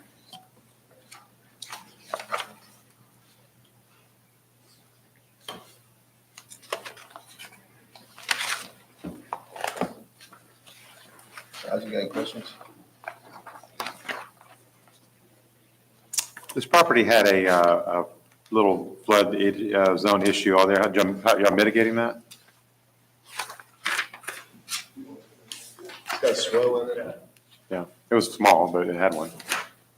Good evening, Council and Mayor. My name is Ed Figueroa, and I'm with Showmark Engineering. Yes, our detention is providing mitigation and detention. It's very minor, very minor. It wasn't a lot, yeah. 12 inches. Yeah. Okay. And those construction plans are currently under review, and they're working with engineer and also the fire marshal to address those comments. And once that's approved, they can start constructing the detention pond and the other requirements for the subdivision. But this is just the beginning part, and then we're working on the second part of this. So I expect that fairly soon after the construction of the detention pond, we'll be back before you to actually record the plat and get this commercial development started. That detention pond, is that, how does that flow into Jarbo? We would put an asphalt right, the ditch runs right behind next to us. So, yeah, it was a great benefit in that it's got depth. And, yeah, we're gonna put an asphalt right into it. Okay. Is that a restricted outfall? Definitely, yes, sir. Okay. Is that going to be approved by the county? It's in the process. I've sent it to Michael Shannon already with the county engineer. And I'm just double checking to see if if it needs me to approve, if it needs to. It does, that's why I'm saying it does need to be approved by the county. We don't have jurisdiction of the. Our plans are already following the county criteria also with how to build that out. Right, but where do they get the drain? And what you're approving tonight is just a replat of this property. Sorry, just a preliminary replat of the property, which means that if there's anything that needs to change based on the construction review or the county's comments, it'll be addressed at the final plat. So when you have that, like it should generally follow this guideline, the size and everything else. But if there has to be substantive changes for a good reason, that will be adjusted and then we'll come back to the final plat with a ready to record item. He said that they'd already I make a consulted the motion to county approve the preliminary on the replat requirements. part of Lot 1, Block 7, Jerbo Edition. Second. We have a motion by Councilman Darren Broadus and a second by Councilman Doug Meisinger. All those in favor? Aye. Any opposed? Motion carries. Thank y'all very much. Okay, we are now going to 11N, as in Nancy. Consider, Go ahead, ma'am. Sorry. consideration and possible action to adopt the linear park plan. This would eventually, I think, become a KCDC project. Yes, Mayor, we've got Brett here. If you remember, Brett and LJA also did the engineering on 57-acre park. They were given this task through KCDC to provide the conceptual design that you're going to see tonight. What we were seeking tonight is adoption of the plan, because we are already at the same agenda later on going to be seeking grant funding for some of the design costs and some of the project costs for this grant, that the interns actually worked on a grant application. In addition to that, this item is set to go to KCDC to be declared into a project at the meeting on Tuesday night, at their next meeting on Tuesday night. Brett, sir, you've got the floor. There's a graphic package for this. That's right. It's attached. So yeah, with Tom's direction, we went and looked at the 146 corridor, specifically with regard to what TxDOT would fund for improvements underneath the flyway. We did a quick research on, just getting ourselves organized with KEMA. Obviously, we have a long history between KEMA and LJA.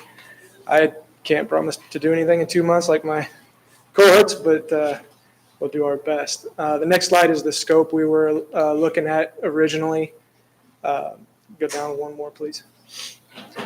So the sort of green box with the yellow outline that's in the middle of the picture there is the scope that we were originally looked at. And due to Tom and Caesar's constant request, we've expanded that north. They have big visions, which I appreciate. But originally we created this presentation to look at that corridor and how we would handle that. So if you can go to the next slide, please. We did a few case studies. We went across the channel here and looked at Seabrook. The top left image is a composite image. It's not what is really in place. The other three are what are in place, excuse me. They went and did a bunch of rock sort of paving and some planting beds that are directly underneath the flyway that are not performing well, like the fake image shows. So we've taken that into account as sort of a baseline improvement and not exactly what we should do. It does look better than dead grass, which is what is currently in place under the flyway in KEMA now. If you go to the next couple of slides, we went outside of Texas. We started looking at some similar type of projects to get some inspiration of what could be done. You'll see a lot of dry creeks and painting on the columns and some usage of the space, particularly down by the boat ramp. As you can see in that top right picture, it looks an awful lot like KEMA, but it's not.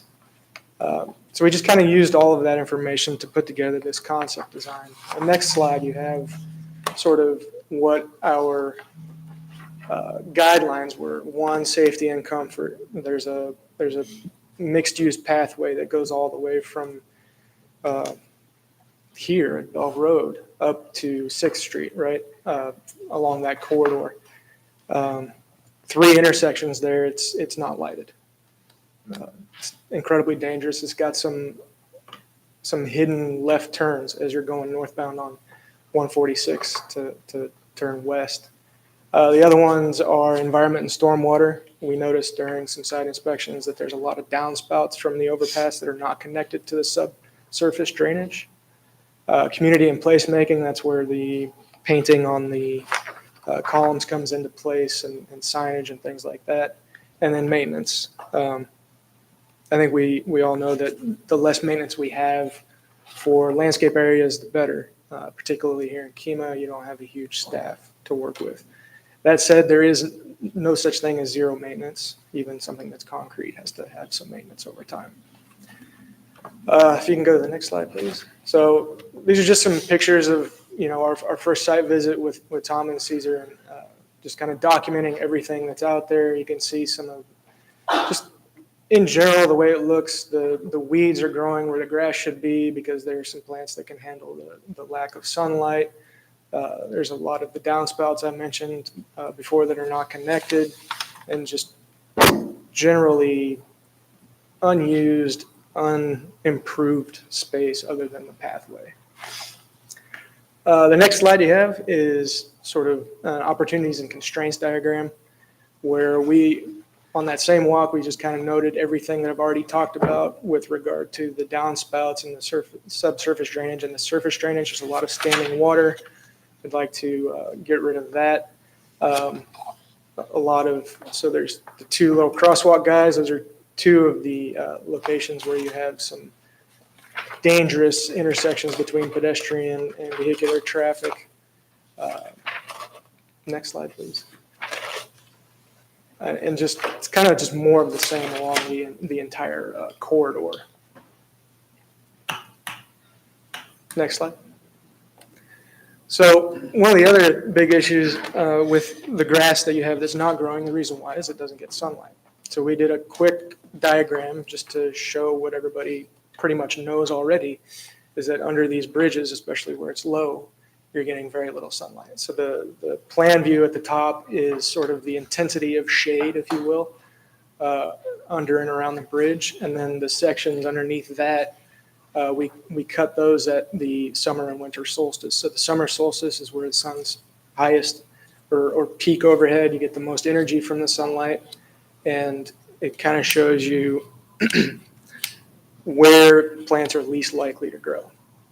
The winter solstice, we wanted to look at that, but I don't think you can take as much stock in that because the sun is low in the sky. You're not getting as much energy in those areas, even though it's showing that you're getting more sunlight. But it's something that even during winter, if you look on the right side, the vast majority of that area is just not getting sunlight. That's why you're not growing grass. And the further left you go on those diagrams, obviously the flyway is elevated, you're getting more and more sunlight. And I think we identified roughly, I would say roughly a third to a half if you start on the south end and go north. Like the majority of that needs to be low or no light style planting. And we have a few things that we can put in that area as far as plants go, but primarily the areas needs to be gravel for it to be actually functional. Next slide, please. This shows some of the standard or a standard intersection. So the orange dashed line at the bottom is the mixed use path. And then it shows how traffic is turning left going, or I should just say west, going north and south on 146. And those intersections are just not lit. Somebody traveling in a golf cart or on foot, they got to play Frogger, right, to get across and dodge traffic. We put a couple of options in there of how you might sign it or throw in some flashing lights, paint the sidewalks at the very minimum, or potentially just redesign the whole intersection to move all of the pedestrian traffic to one side versus having it on both sides. Next, please. So as we were looking at this and talking with Tom and Caesar, they started pushing us further and further north, and they really wanted to look at the boat ramp. Through this process, we discovered that the boat ramp was actually going through Corps of Engineers permitting right now, and it's going to be installed by TxDOT. They're going to replace basically, to my understanding, exactly what they removed. Nothing more, nothing less. So with that, there's this big space between sort of the north end of the multi-use path and the boat, the boat ramp that just has a ton of potential for the city of Kemah. It's shaded because it's under the flyovers. It's potentially pretty easy accessible by, there's already parking there, so by car. If we add the sidewalk, by golf cart, by pedestrian, what have you. And it's a massive space that, if designed the right way, can serve a ton of different uses. There's been some discussion about sports courts or what's the word I'm looking for? Event space, if you will, for concerts and things like that. You can set those guys up, point them towards the boardwalk, and have any kind of show that you want. So we looked at all this. This is purely a concept based on real early discussions. None of this is, down to any serious detail about what it could be. Just a big idea of what it should be. Next slide, please.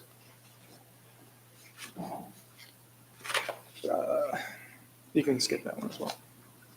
We cut a few sections. This one is through that event space. It's kind of showing you how you could, on the left side, bring in a temporary stage.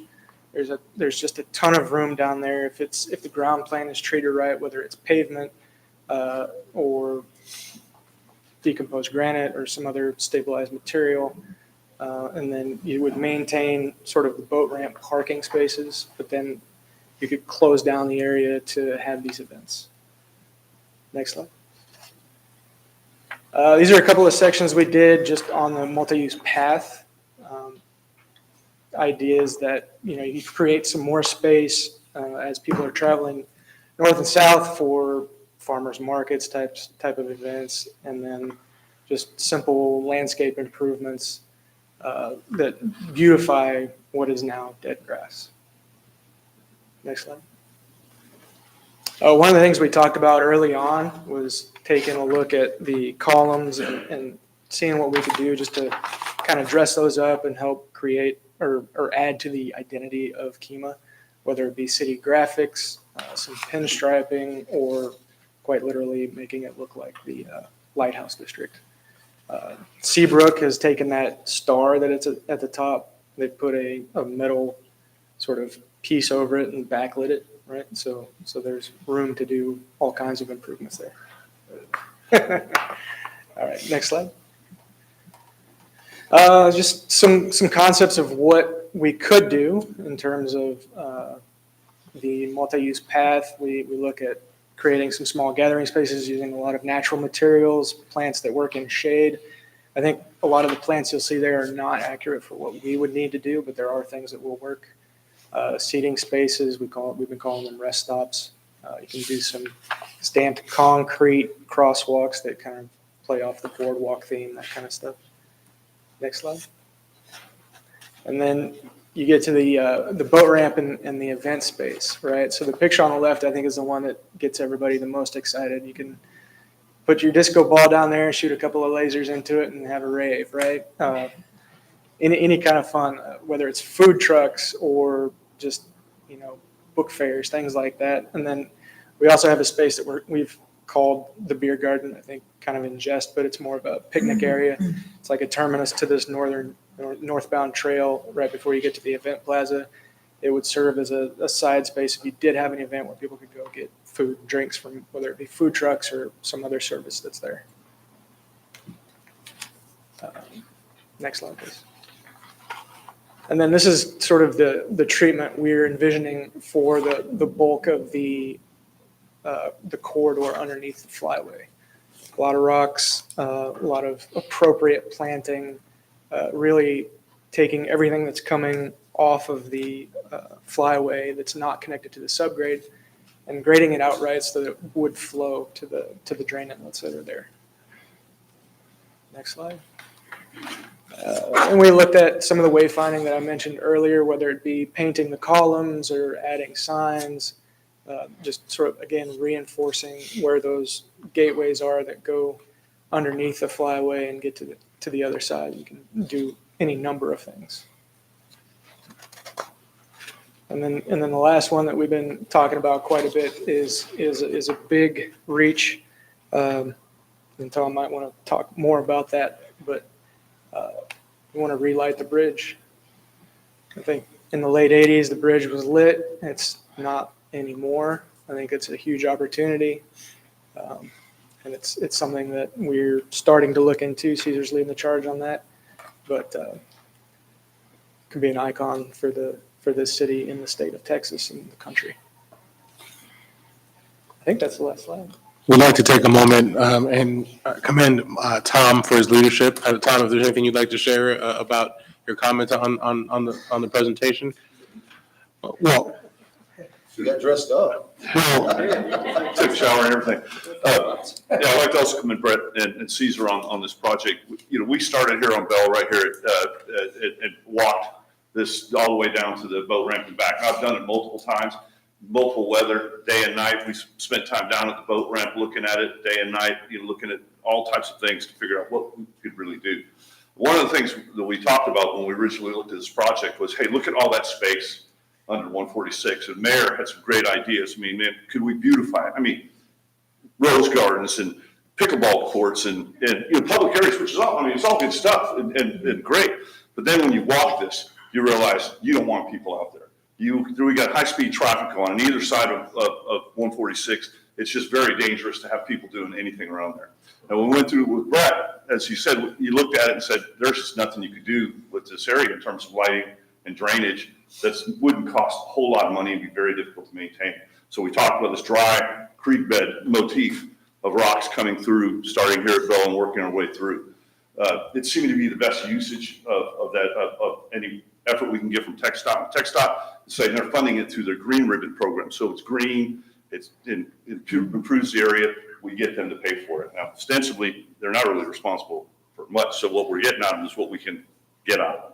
So as we came down all the way to about 6th Street, you realize there's a spot where it goes from 6th to the edge of the, or 3rd, where the boat ramp area starts. This is what he was talking about, extending this multi-use path that can actually go all the way down to that area, which is probably going to be a good idea. So this is about the best we could come up with 146. There were two things that he mentioned, which was the crossings of multi-use path at 518 and 2094. They're very, very dangerous right now because they're unmarked. And so with TxDOT, we're looking at bringing in additional lighting, putting in crosswalks to let people know as you're coming off of 146. Usually they're coming off pretty quick onto 2094 or 518. You cannot see that mixed-use path until you come around the corner. So we really wanted to focus on making sure that we had safety awareness there. Also, one of the things you talked about was adding a little bit more landscaping there at the 518 and 2094 intersections, just because that's where we're going to see more people come through. But you start realizing most of what we're going to do is sort of enhancing the multi-use path from 96 all the way up. And as we start connecting to 518, 2094 and all that, you know, this is going to be the arteries that feed everybody into the city. So once you get down to the boat ramp, we talked about TxDOT said, hey, we're going to put it back. And I know there's been a lot of discussion about exactly what they are and aren't going to do. Caesar and I had a chance to meet with LJ engineers that had actually designed that reconstruction for TxDOT. Had a lot of questions, so we're still going to go meet with TxDOT to get a better idea of exactly what we're going to get done. But we'll have our 4-lane boat ramp. We'll have it bulkheaded on the sides. We'll put a deck across the front of it so people can come up to the edge of the boat ramp. But what's really interesting is the area that it was created by the extension of the eastern extension of 146 and the new western ramp. We've got about 4 or 5 acres of just, guesstimate looking up there, of huge event spaces. We were just out there today. It's awesome. I mean, this is a great, great potential space. And so the idea was whatever we can't get TxDOT to do, Texas Parks and Wildlife has 75%, as we know we're doing with some of our other projects, grant it to improve or expand your public boat ramp facilities. So we're already talking to Texas Parks and Wildlife right now. We need to get some information on land ownership because they actually have money for the planning process as well. So the idea is once we figure out the delineation of what TxDOT is doing for us, then we can look at possibly getting the grant to finish the rest of the area, including the event space and lighting. And the last part was the lighting. You know, as you saw, it looked pretty cool, and lighting changes everything. And with this space, we're having a few acres in Kemah shaded during the day. We're talking about holiday events, you know, festivals, farmers markets, everything that we've always wanted a lot of space for and never really could do on a large scale. We'll all be able to do this. Like, so we got parking right across the street from it. Some of it's city owned, some of it's privately owned, but we've got a lot of it out there. And so the idea, we met with the lighting people today to talk about turning that event space into something pretty special. But one of this leads into this landmark lighting we were talking about. If you look down the hallway here, we got pictures of this bridge in 1989, completely lit from end to end. And so we're trying to figure out exactly who those stakeholders originally were, try to go back and see how do we take that to the next level. Because as I said, if you look at some of these beautiful places, I mean, man, it's Miami and some other ones where they just lit these bridges and they use RGBW lights. They're programmable so they can be Kemah colors, they can be Christmas colors, they can be holiday colors, they can be festival colors. I mean, you could be Astros colors, you know, Texans colors. But what we're really talking about doing is making this iconic again, to where when you think about it, you're not in LaPorte, you're not in Texas City. We love those places, but this is the destination. And this is what's going to help delineate all that. So that's a separate project. But what we're talking about today is basically what TxDOT is going to do for us, what we think we can get from them, and then what we can get from Texas Parks and Wildlife to expand that area and turn it into what we really want it to be. So any questions on that? Water and power, is there availability of that in the middle there somewhere? Power all up and down. Water, I don't know about yet. Okay. And then the other thing is just because I won't probably make another Case of Easy meeting busy, but because you guys are so familiar with it, TxDOT is not putting it back the way it was because they're not going to go back and put the bulkhead the way it was. Right. The bulkhead used to go all the way down from where the water ended all the way down. Full basic, yeah, correct. It would be nice to put that back. Yes. Even if it's part of because you said that your grant program expands. Yeah, I mean, if we can get it to TxDOT. So it would be nice if that was part of your plan, to bulkhead that all the way down to the boat ramp. In fact, it would be really nice if you bulkheaded it from the north end of that all the way out and reclaim some of that land that was taken, those kind of like shallows or whatever. I don't know if you can do that, but and I agree with you on the event space, but if you take that all the way to the corner, you now have viewing space for parades and boats coming in and out, and park space and all that right on the water. So, yeah, I've looked at that too. So if you could just include that as part of your preliminary plans, I'd appreciate that. Absolutely, absolutely. Well, just encapsulate what we're seeking tonight is your approval for adoption of this plan, so we can take the necessary steps. On this agenda later, you have a grant application to pursue part of this plan as a community placemaking location. We also have the fact that we'd like to take this to KCDC as a declared project at their next meeting. But to encapsulate the idea of creating this as a destination, maximizing who we are, this would connect both sides of the city that are actually now divided by the flyover. It would allow for pedestrian, bicycle, golf cart traffic to flow through, but also some of the tidbits that are, not only that, but could you imagine watching the Super Bowl played at, NRG, and all of a sudden they pan to this bridge and saying, hey, these are all the places that are around you can go visit. That's the idea. That's a destination. That's the limelight that we want to hold Kemah under. But also, could you go back to two sides of the rocks? One of the projects that we talked about, that one right there, is our Love Rocks. Imagine going out to dinner in Kemah, going to, I don't know, T-Bone Tom's, Tookie, anywhere, having a location for a rock. You paint the rock, you and your significant other, your kids, you paint the rock, and then after dinner, you come to this linear park and you actually throw it into this Love River, Harmony River that we would do as a natural stormwaterscape. Or if you're on a date and you saw that the fencing that was located earlier, and you stop by Kemah Hardware, buy a lock, and now you do a love lock, similar to what's done in Paris to commemorate your evening, and something you can come back and visit each and every time. The idea is to maximize on this corridor, create a transportation hub that could be created with trailheads, with bike trailheads throughout, and add to the destination that Kemah already is. I believe that concludes our presentation. I'll make a motion to adopt the linear park plan. Second. So we have a motion by Councilman Isaac Saldana to adopt the linear plan, and a second by, was it Darren? It's me. Oh, it was a second by Councilman Dustin Oliver. All those in favor? Aye. Any opposed? Motion carries unanimous. Next, we will go to 11P, consideration and possible action to become members of Baytran. And I believe Amy is here to answer any questions.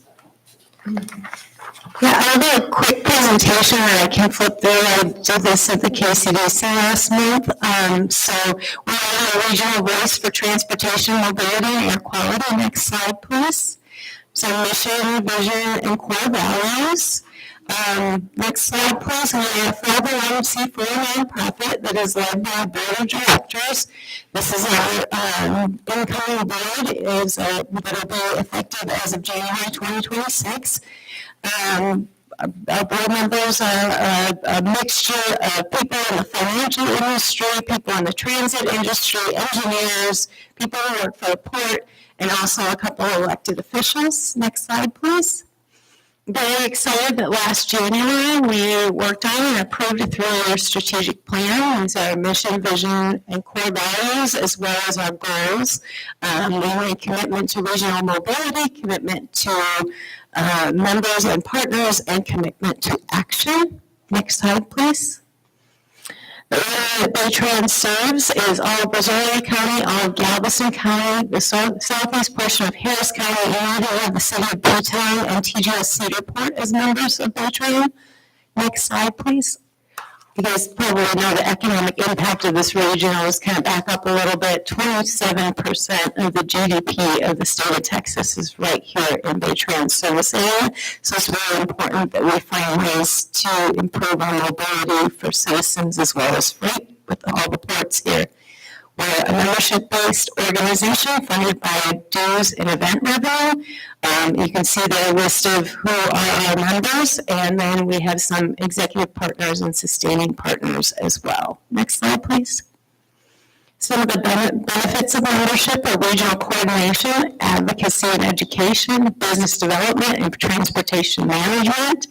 We've also stepped into some workforce development areas where we're working with our LSDs and creating engineering challenges for our seniors in high school with the anticipation that we'll also reach them younger in the middle school, but before they're having to take those STEM classes and commit, because professional engineers are really hard to come by right now, and there's not enough people coming into the pipeline. So we're doing what we can to massage the pipeline of future engineers. Next slide, please. For advocacy, we advocate at the local, state, HGC or MPO and TxDOT and the federal level. I heard you guys talking about your projects with TxDOT, and I just want to share a quick thing. I met with the mayor of the city of Dickinson recently, and he was sharing with me his issues with, I don't know if you guys have been through Dickinson, where they put in those medians on 517, and you can't get into businesses and stuff. You've got trains, it's caused a lot of accidents and stuff, and he had an appointment set with the office, and then something happened with that appointment, and one of the parties couldn't make it, and he was never able to connect again with them. So I said, when Bertrand sends an email to TxDOT, we'll ask your immediate response. And I saw him about 5 days later, and he shared with me, you were right. I have a meeting on the calendar, and we're set to meet. So we do have a great relationship with the Beaumont and Houston District engineers and their offices, and they tend to be very responsive when we call. A couple pictures of us advocating in Washington, D.C. On the federal level, we advocate for the coastal spine or the Ike Dike. Some of you may have heard of that. Now it's called the Coastal Texas Project. And then in Austin for mobility improvements and funding for transportation. Next slide, please. Talked about the Coastal Texas Project. Next slide, please. I always like to plug Vision Zero. It's been since November 7th of 2000. We've had a death-free done on our roadways, so please, when you're driving, pay attention. Don't use your cell phones. Don't pretend you're playing a band when you're driving a machine that can hurt people. Next slide, please. Veterans Transportation Committee over the last couple of years has been working to develop a map that'll be a GIS map where we can click into these projects and see, is it city, county, state, whatever, for funding or the project sponsor, and then what are the scope of the project, and where is it at? Does it need political support? Does it need funding, or whatever? And that's where we come in to advocate at the state and federal level. We're in the process of making this map right now and hope to go to print with it and use that as a 2-year plan for advocacy. Next slide, please. This last legislative session, TxDOT saw a decline in every single bucket of money except for 2. So there isn't as much money going into TxDOT, which doesn't make any sense to me if we're asking all of these businesses to relocate their headquarters and bring more people here and working and businesses that need the network. At some point, we're going to get gridlocked and those businesses will choose to leave the state and go somewhere else. So it's really important we continue to advocate for increased funding, especially when we have a good number of state surplus. Next slide. Some of the projects we've advocated for: State Highway 99 Freedom Parkway, Segment B1 will be going under construction soon. And then the next slide is State Highway 225 and the I-610 East corridor. There are some improvements that are happening now. We did some great advocacy, got it put in the 2045 RTP, and so the next step is working to find funding for it. And we actually have set up a roundtable discussion with Speaker Dustin Brayers next Tuesday and some stakeholders to ask him to declare the next session an infrastructure session. Next slide, please. I'm sure you guys heard of the Pelican Island Channel Bridge Replacement Project, and it's been hit by a barge a number of times. And so it's still in the process of finding that political will to have it, and then the funding, and then getting it in the RTP. So we've been working very closely with Councilman Webb and Galveston and others to make sure that they understand the importance of this bridge and the potential economic value of putting a new bridge there in Pelican Island being redeveloped. Next slide, please. This is a program, and Susan has been in some meetings where we have brought this to the tourism committee. They help to try to see if there's any funding in the area where we can update the study that was done by the city of Seabrook in 2008. It was determined that it was a feasible project. Maybe we needed a little more buy-in from some other stakeholders to really make it go. But then Hurricane Ike came, the city got put on a shelf. Some new people came in, we started talking about, well, how cool would it be to have a water taxi? And then they filmed this study and brought it to B-Tran to see if we could find funding to update it. We do have it in the RTP or the UPWP actually at HGAC, but it with not funded until 2031 just to update the study. So that's why we're working to try to get some other funds to maybe at least move the study faster so we can see what the feasibility is today. And next slide. In the future, it will continue to advocate for those projects or any other ones that come up. We have active committees working. This year, we actually started 2 new committees. One is led by Commissioner Hank Doogie from Galveston County, and that's our drainage committee. He's kind of been carrying the load for the Clear Creek watershed steering committees and the Dickinson Bayou watershed steering committees. So we brought that under our purview. We've been having meetings monthly talking about drainage issues. We sent a letter of support for the 503 feasibility study for some of that, and there was good movement on that. And then a Ports and Maritime Subcommittee. We have 5 ports in our footprint. So really important that we're making sure that the transportation network on the land side is keeping up with what they're doing on the water side, because they're deepening and widening, which is bringing in bigger ships, but the transportation network on our side isn't growing as fast. And then we continue to support coastal protection and the deepening and widening of the Houston Ship Channel. And I think that's the end, if anybody has any questions. My only question is if we do this, we're going to designate a representative, correct? Because I think that was one of the issues before is, and whether it was our failing or somebody, there was no, we need to have somebody, if we do this, and if you're nodding your head in volunteerism, that's cool, to actually be. I've attended some of the drainage meetings with Hank. I missed the last one, but I mean, I've attended a couple of those, which doesn't affect us that much, but our insurance rates are affected by. Well, I'm talking about flooding. Baytran as well. No, I'm just saying, for the new one, I have been attending.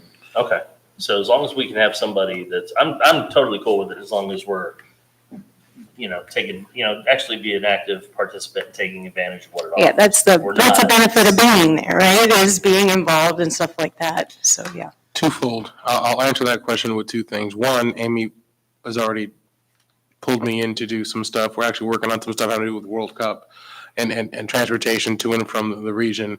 And Amy was not shy to ask me for things. And 2, as she knows, I am not shy to, in return, ask her for things, because as you heard tonight, we have a linear park plan that was just adopted, which I will now share with you. I just want to know, is the application for Complete Streets grant with that? Complete Streets that we'll be after, which obviously they would support. She's already provided several letters of support for grants that we've applied to.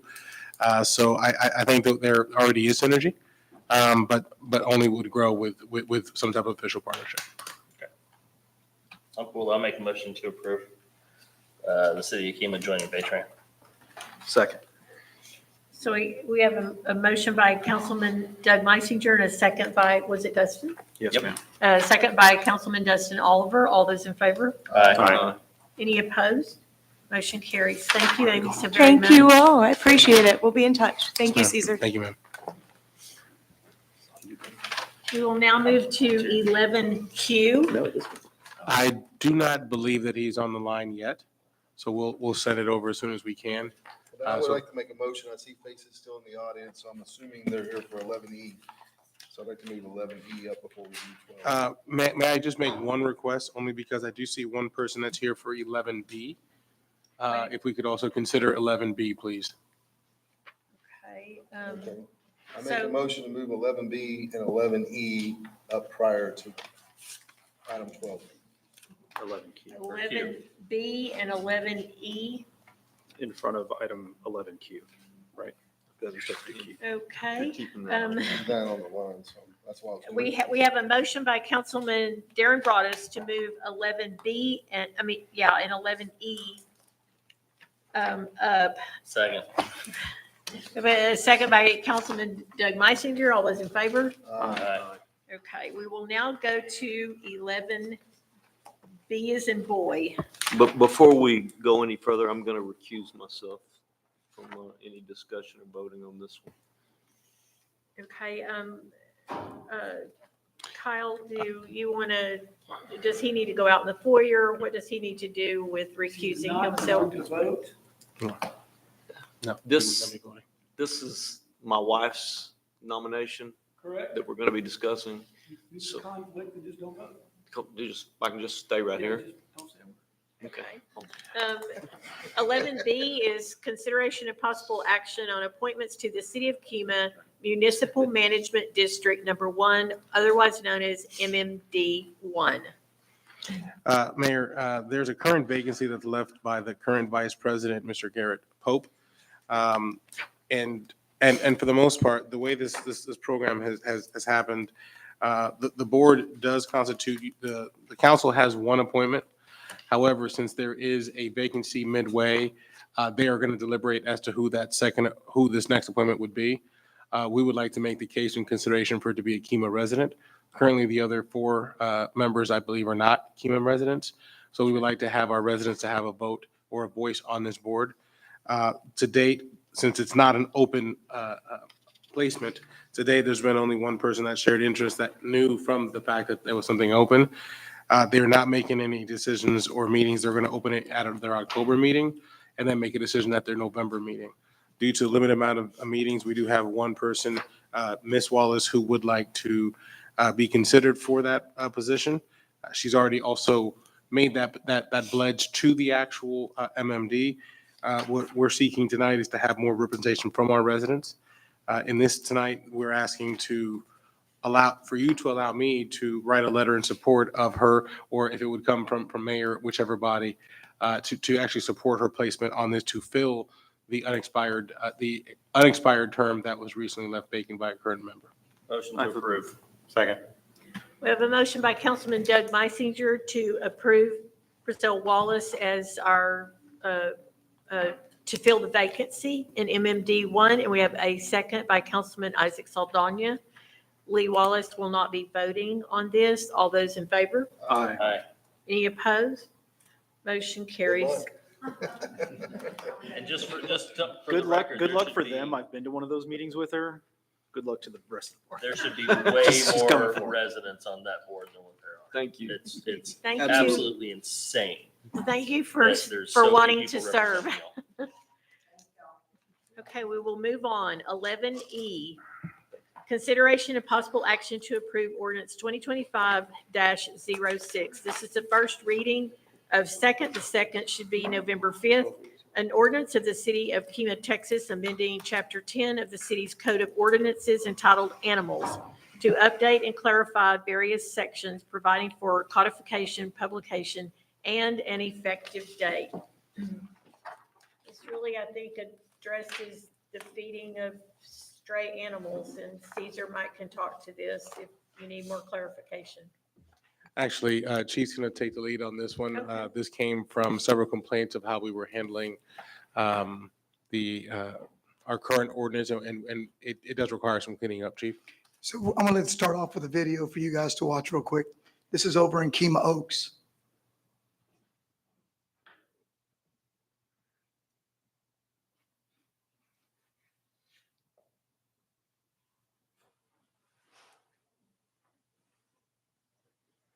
So Caesar and I both have received several complaints from residents in that area, anywhere between 15 and 20 cats. Like anything else, we'd like to address these kind of things to see if we can work something out, but the problem is we have no authority to do so without an ordinance. I've had a couple of people call and have some concerns. It's just another tool for us to have in our toolbox so I can at least go knock on the door, have my guys go knock on the door. Code enforcement go knock on the door and say, can you help us here? Several of your neighbors are upset because it went from 2 cats to 5 cats to 15 cats at one time. We have nothing in place. We looked it up, an ordinance in place to be able to deal with this. We're asking you guys support us on this. Again, it's not just to go out there and issue a citation like anything else. We don't issue everybody a speeding ticket. We give warnings. We want compliance. This is something that's probably going to be brought up in other areas of town eventually. And again, we've never had anything in place to deal with this. It simply gives us a tool to be able to knock on a door of someone and saying, hey, quit feeding them. Your neighbors are upset. There's feces now in their flower beds. There's cats out in the roadway. There's cats in my backyard. There's cats in my swimming pool. What are we doing, Mr. Chief of Police, to stop this? We just need an extra tool to at least be able to address it. Was this ordinance, was the language in this modeled on any of our neighboring cities or any other municipality nearby? Or I believe we got. Are we forging Yeah, the no, path ourselves? we've gotten this from, I think we got help from Texas City and Dickinson. I mean, this isn't, we didn't reinvent the wheel. This is something that they have in place already. Again, I just want to make it clear, some, oh, you're going to write people cat tickets. That's not what we're trying to do here.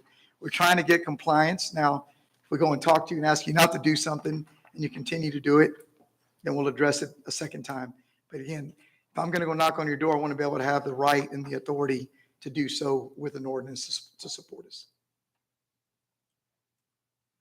Okay, so it's my understanding that a lot of this stems from people feeding these animals on someone else's property.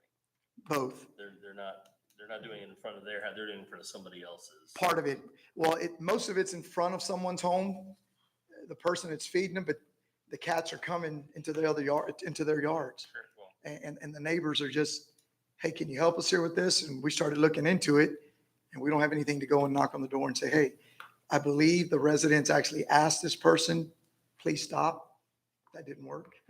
So that's when we had to get involved a little bit here.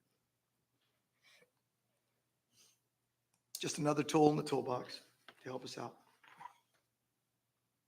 Make a motion to approve ordinance 2025-06. Second. We have a motion by Councilman Darren Broadus, a second by Councilman Lee Wallace. All those in favor? Aye. Any opposed? Motion carries.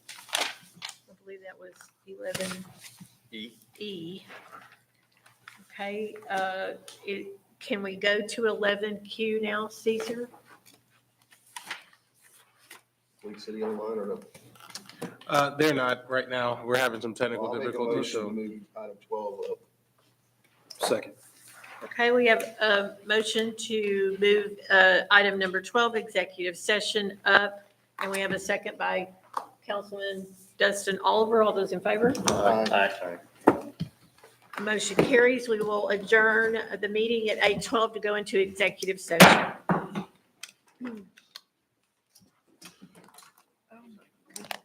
Needed a break anyway. So we need to go back to 11Q. I have a basket over there. You have the next item. You have the next item. Where? You know, Yes, it's for the grant. Yes, sir. Are you taking them out?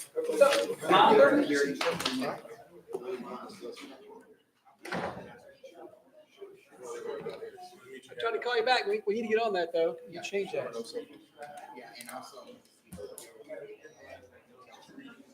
Add what?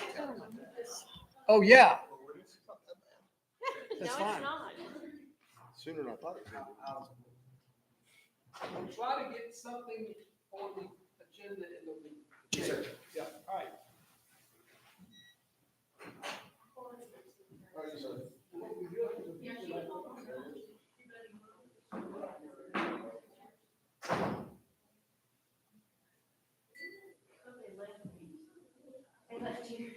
Well, I just gotta get my thing out so I can go with the rest.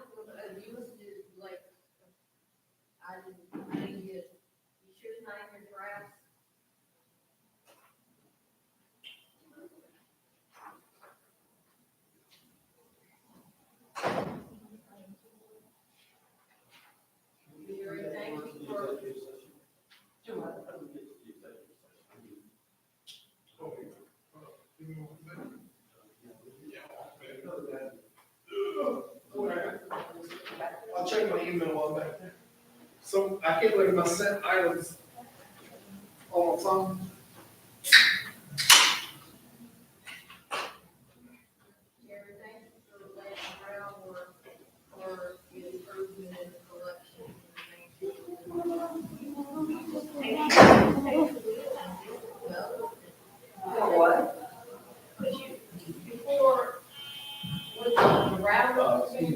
Take all the metal off.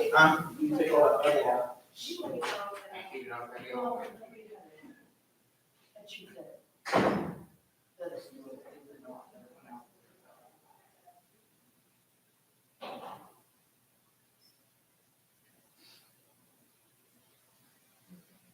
It's nice that they actually quantify, because, you know, I remember they were talking about it, they didn't want to do it because they said, oh, it costs money. But they don't look at who spends money, who makes money, and, well, every single time that it's been done, it is brought in more than it ever costs.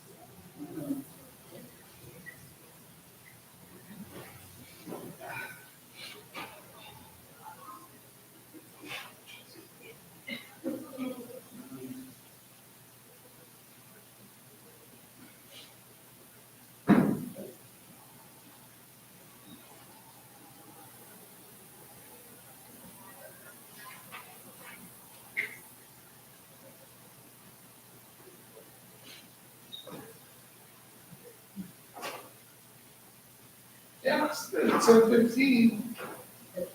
Like 10:15, 10:18. I'll go back. But, I just said, I'll go back and see if one junk folder. Yeah, cause I know Leanna said she didn't get your email. And we're both copied on it, so. She didn't get it? She said she didn't get it. So do I have to then the? No, it was everything was right on the email, so. She said she didn't get another email, I don't know. Okay. But, yeah, we'll make sure we send it. Because it just makes, you know, it's just kind of, it's a real simple. Oh, yeah. Simple, and that way, they have to pay every, they do have to do a plan for the, you know, this kind of thing.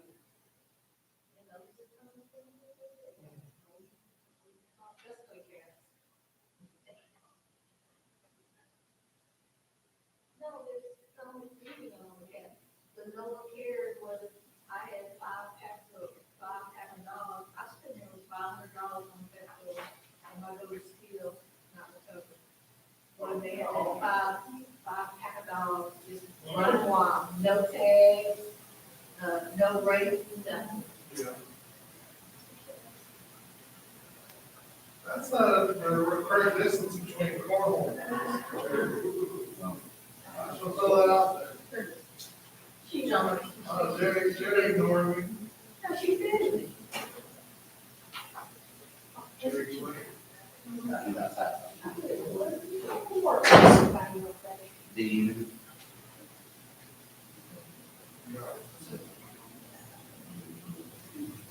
And, oh, well, you know what, but I want to ask you a real quick question. Okay, remember, they give you 20 months for the match they have to do for the work in West Kingdom? They didn't do it in the fiscal year. So The ranch fund? yeah, so y'all, otherwise, you're gonna do, It's budgeted. okay, so that way it won't go back. Yeah, well, it went back and then it was budgeted. Okay.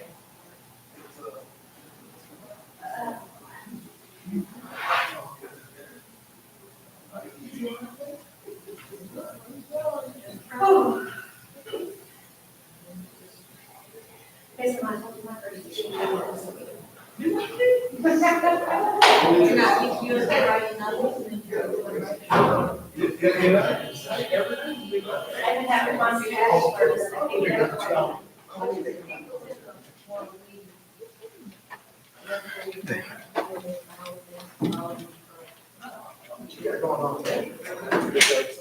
Even with Jerry in the city hall. I've been talking for 10 minutes. Yeah, I have your piece of listen. I'm like, are you okay? in their hair hiding it. I hear that, I get that at home all the time. Just let you know, I have no metal on it. Right. Did you hear it beep? Oh, you did. I thought I heard it.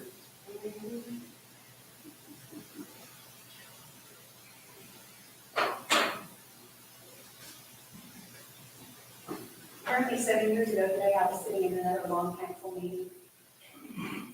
They're not here. No, not here. Oh, your Facebook memory. Yeah. My Facebook memory said, note to self, don't have salad for lunch on council meeting nights. Have a hearty meal so you can last the night. 7 years ago would have been Baytown.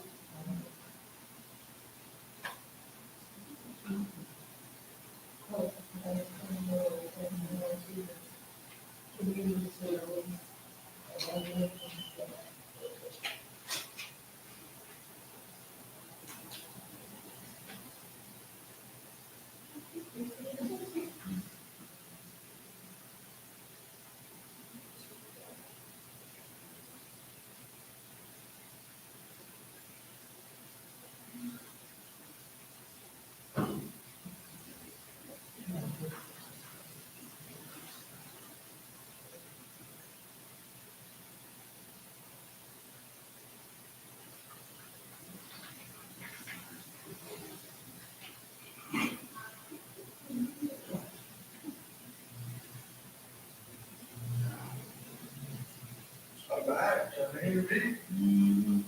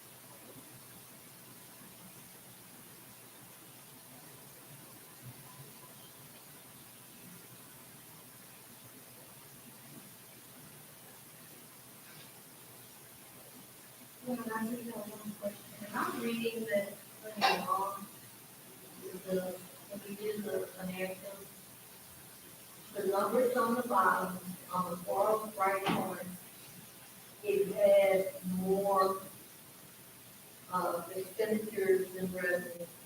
Or am I looking at this year's, but I couldn't tell which year was here. On the revenue expenditure report, Yes. we had, I'm talking about the roll-up, I'm not talking about the individual, I'm talking about the roll-up. You look at that first page, take a look at it, and it had, like $200,000, $250,000. And I may be reading wrong.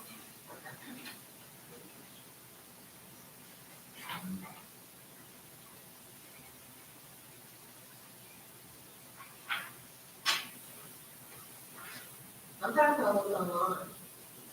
I got you, but I think, are the reports in this document? Are reports in here? I would snap you. Woo! Easy, easy. That's why I asked you, Mr. Jerry Queen. I'm sorry, I messed up y'all's little conversation. Look, sir, I can give you a hug. It's not in the packet. It's not in the packet. Right, it's not in the packet. You gotta do it, look at it from the website. Unless y'all have special packages that we don't have because of other. Right? We don't have it. I see that. Or reinvent a whole name.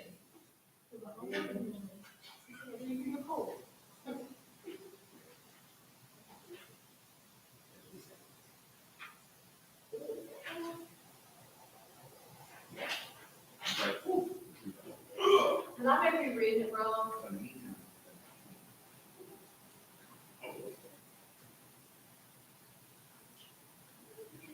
Yeah, okay, so here, so that was, revenue. And then here is 242. So what I'm asking is, am I looking in, is this for this coming year or No, is it the end this, of? we were $1.2 million over what we projected our budget to be. Oh, that's so this is where so this This is, is the current. so this is 20, this is, 20. Okay, all right. So the supposed to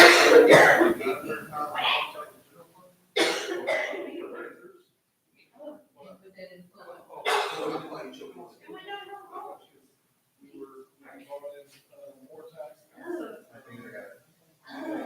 Oh, this is different, so I need to go look, I'm looking at the wrong. I need to go look. Okay, all right, so that's your delta, basically, that's the delta. Yeah, this is way like, what's left.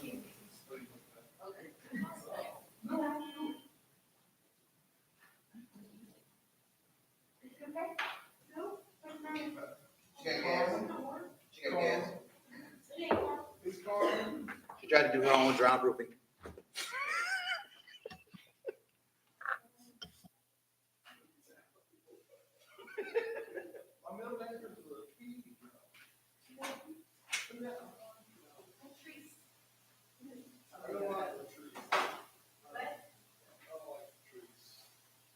There was a character on a cartoon I used to watch at the Red Balls. Yeah. That had a melody. Yeah, some kind of circus show.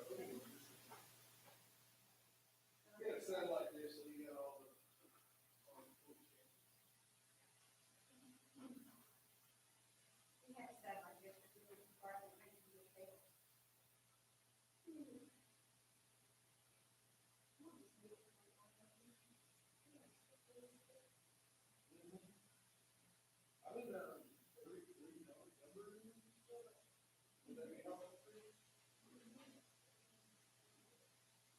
I've been writing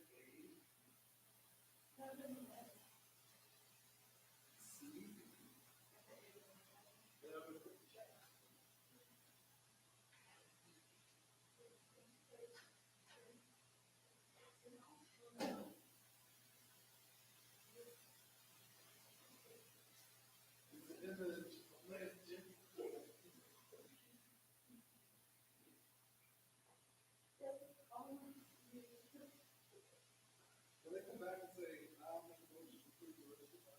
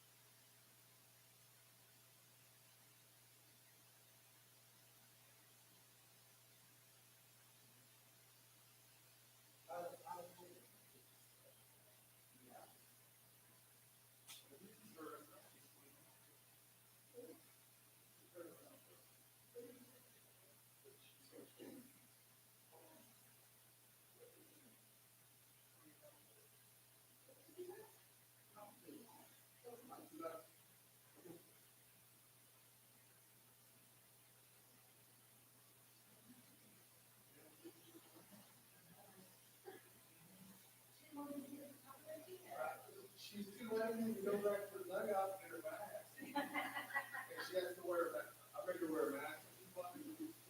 So she has her softball. She didn't want to go back to the dugout. We call her. Gosh. Oh.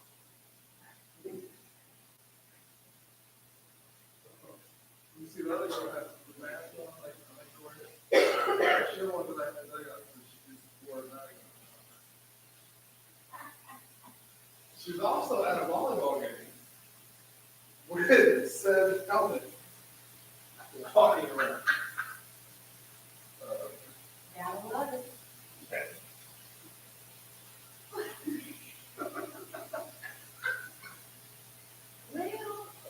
Well, how is the dog?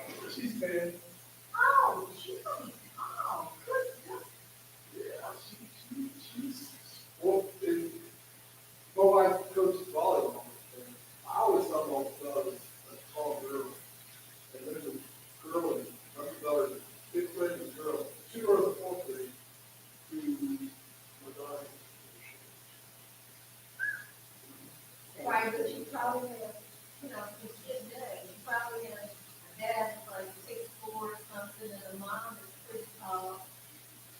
You know, my man, I'm probably like. Oh, really?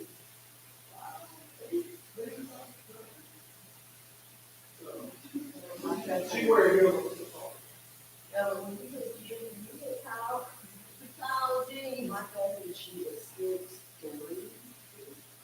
Her husband was 6'7". Yeah,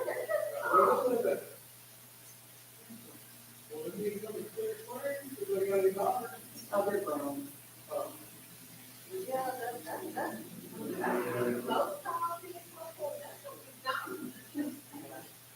I think those are like 8, 9 pound babies. They were the big. Well, the twins weren't. She had the, they just had the twins, so they were just like 6 pound babies. Like a normal size. Yeah. Very cool. Oh, God. 113 pounds of baby. Oh, one little girl, she started playing softball. My daughter played softball. Which volleyball is like a sport. Well, her mom would bought her a couple pair of things without trying them on. And they're how And they fit, and when they stop, like 3 inches above her knee, and her socks stop, like 4 inches above her lower knee, so they make a gap. she got, did she take her back? I feel for that. She's special orders today. So now they actually, her pants touch. They don't go to her ankles, but, I do the same thing to my daughter, trying to save money, I bought shoes, one summer sale, by the time, and so she had more brand new shoes in the fall, complaining about her feet, and brand new shoes, I could get her, so I just, had to look up these shoes, I was gonna give her. And I had to start, put her in the little deal, and maybe, girlfriend deal, and and I felt so bad, I was squeezing, maybe her squeezing, you know, she, I felt so bad. I was living at the day I made my poor daughter squeeze in those shoes. So I stopped doing that. We didn't buy shoes till way before school started. now, well, right now. She was a 13. She was a 13. My daughter's 10. She wears 8 pounds. And my wife wears 8 pounds. So she is living it up, because I'll buy, my wife will buy shoes. And I'm a big shoe person.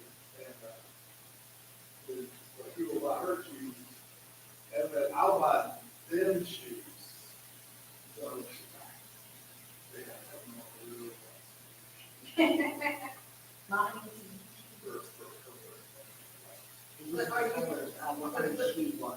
you, does she like, unfortunately, they're that big, the kids tend to not be able to read for the kids.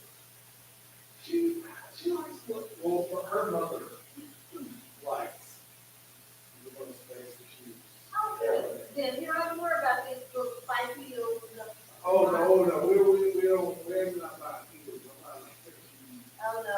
I bought a tennis shoe, but she, I love her, she can't walk, she never walk in the tennis shoes, she can't walk. Neither one of my girls have tennis shoes. I wear that and that. Are you sure this is the right foot?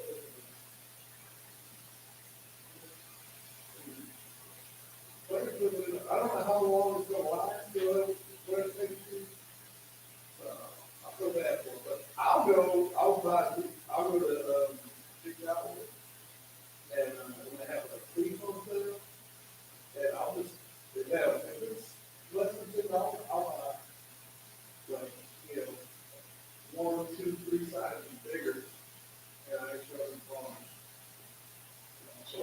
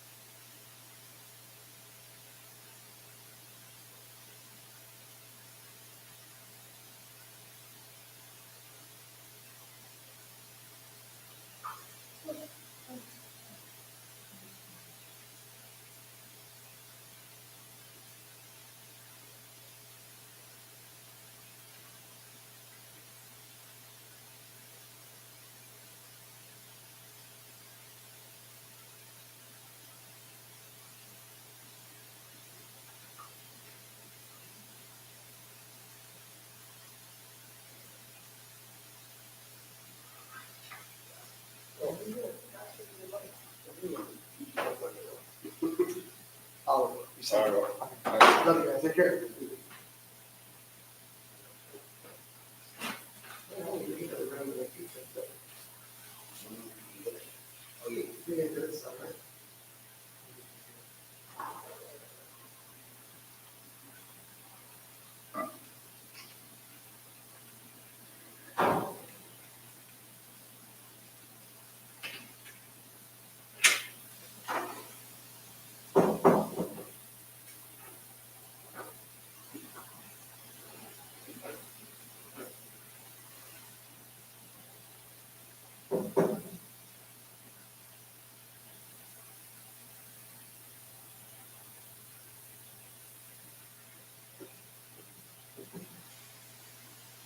Did you see that pic already?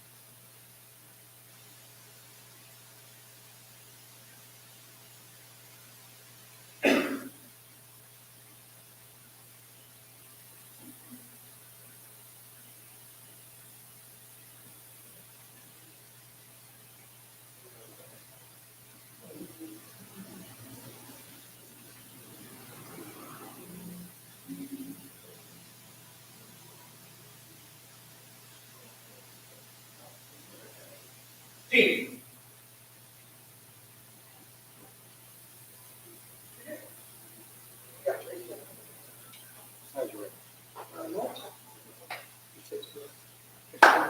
Send pictures with you with the sticker on. All right. Check it out.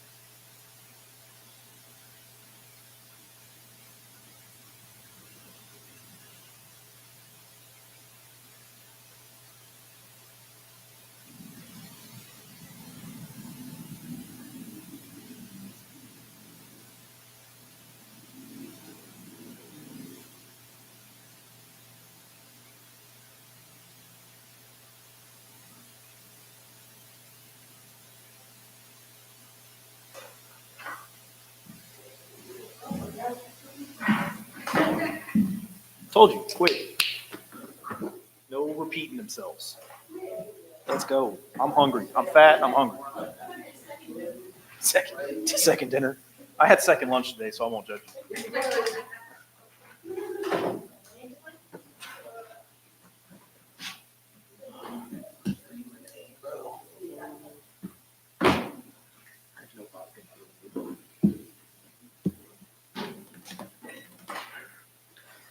Oh, that was all out of whack. So what are we starting with? Well, I guess we'll finish that. And where are we going?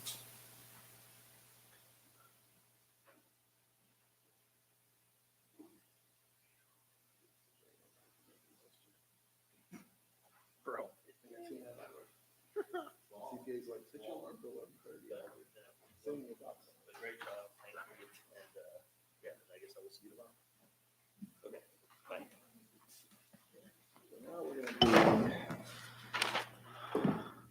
Well, we have did we do 11Q? Yes, no. No, that was the League City thing. Oh. No, you're not. Forgot something. It was Lee. Well, start making motions, player. Back in session.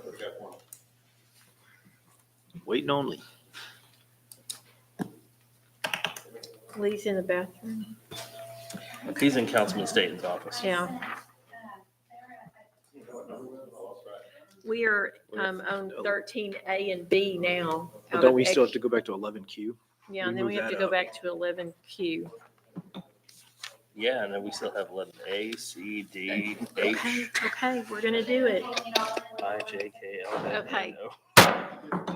I will call the meeting back to order at 9:37 PM. And an action item resulting from executive session would be 13B, consideration and possible action regarding deliberations about real property. I make a motion to amend Chapter 380 agreement between Boardwalk Hospitality LLC and the City of Kima agreement. We have a motion by Councilman Darren Broadus. Do we have a second? I have a second by Councilman Lee Wallace. All those in favor? Aye. Any opposed? Motion carries unanimously. We will now go back to 11Q.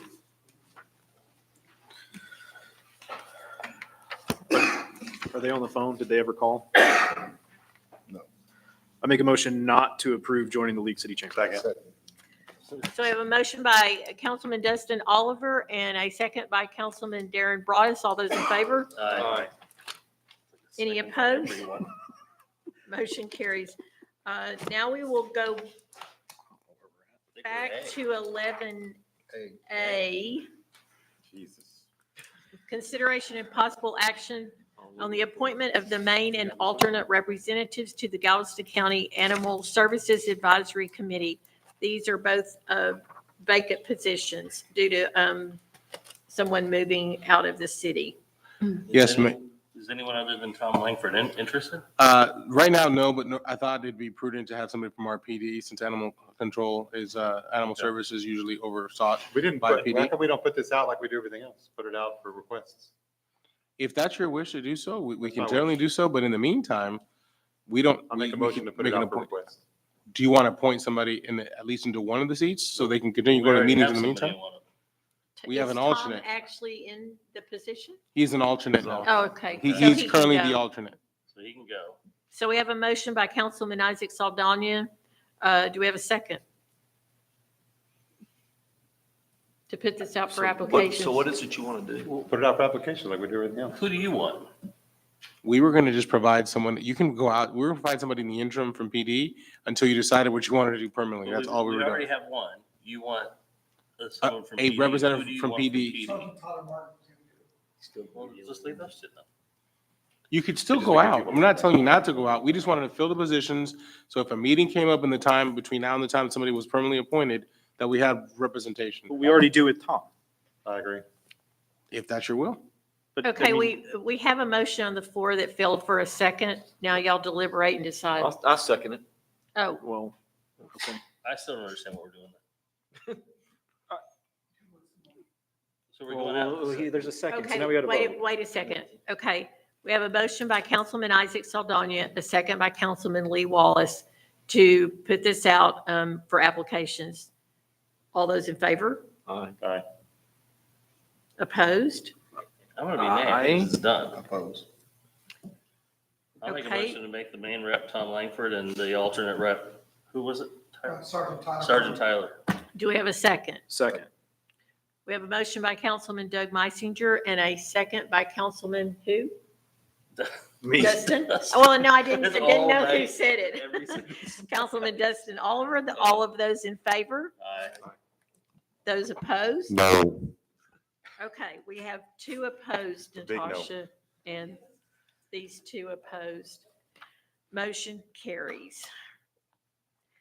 11C, consideration and possible action to approve resolution 2025-37, designation of a representative and alternate to the Houston Galveston Area Council 2026 General Assembly. I believe this turned over since we appointed. So Yes, we ma'am. just need to do it again. Is that correct, Natasha? Yes. Aren't you on it? Dustin and Lee is what Yeah, I said. me and Okay. Lee. That's what was appointed last time was Dustin and Lee. I make a Okay. motion to appoint Representative Dustin Oliver and alternate Lee Wallace. Do we have a second? Second. So we have a motion by Councilman Doug Meisinger, a second by Councilman Darren Broadus. All those in favor? Aye. Any opposed? Motion carries. That was 11C, correct? Okay. Yes, ma'am. 11D, consideration of partnership with Zen City for community engagement and data insights. Due to the timing of the meeting, she was not able to be on. Now, obviously, they're on the other side of the country, but I mean, with entertaining questions, you can table it once more if you so choose. Oh.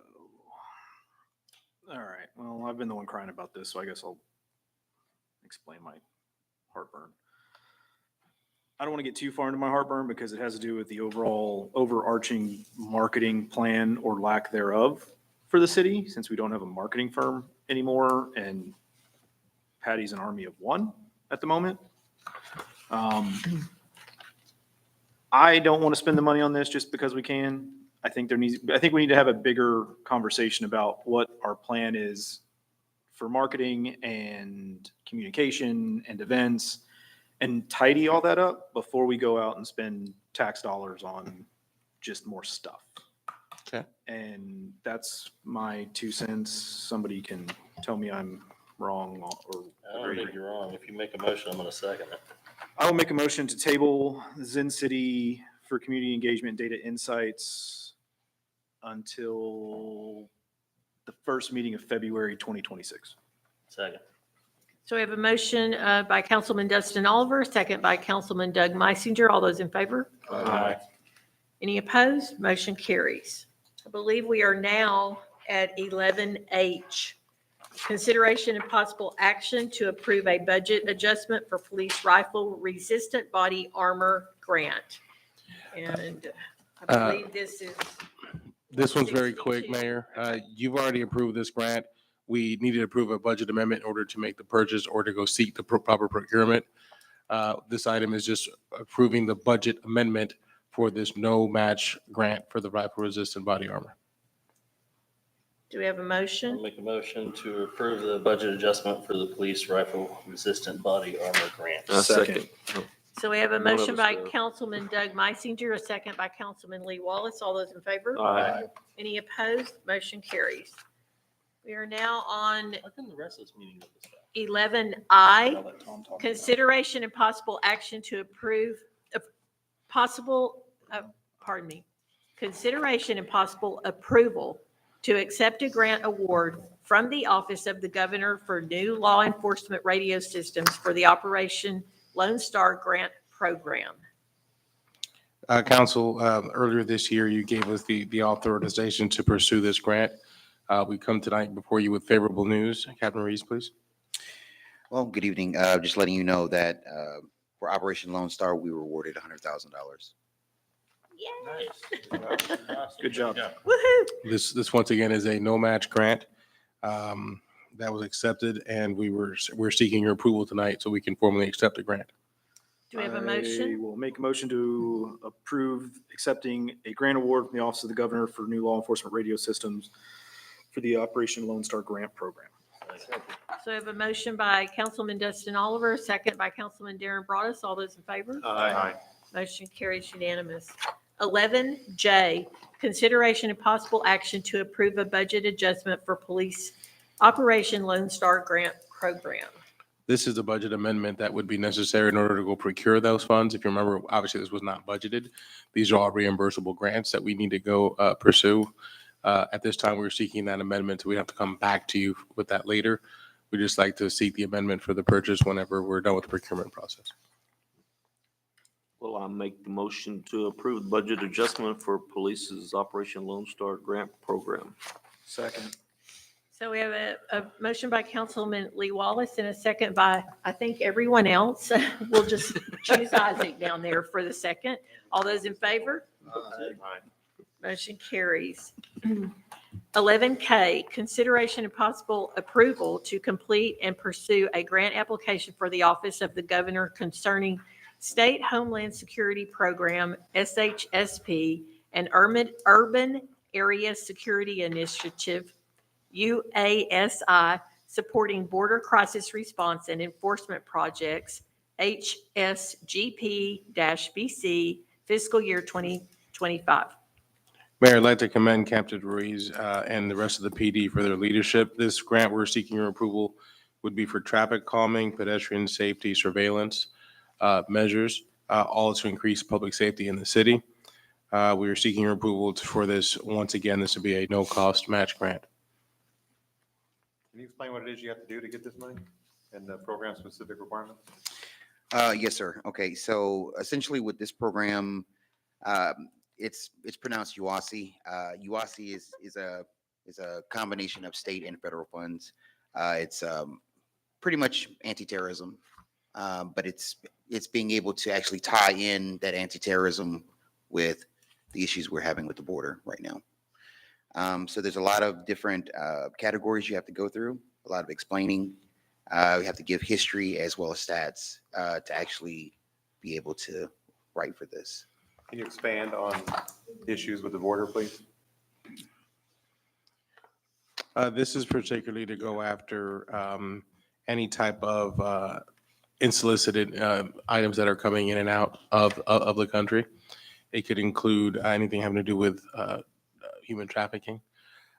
This also incorporates the use of new technology to prevent any type of nefarious activity that may be happening, whether it's within the border, outside the border, through the border, over the border, under the border. And we are really trying to enhance, we feel KEMA is ripe for a application to be submitted because of the fact that we are 2,000 residents. However, welcome upwards of 4 million visitors a year.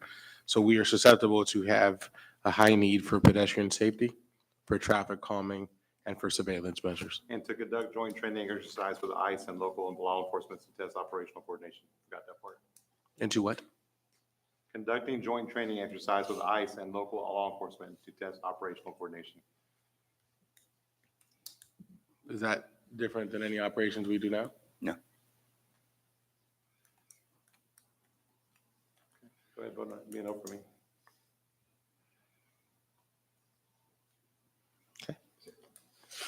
I'll explain a little more about that. Here recently, we had a house that was a problem, and we assist when needed. We just kind of like I hate to compare it, but like the cat ordinance, and the ladies caught me outside. Are we going to go around policing for cats? No.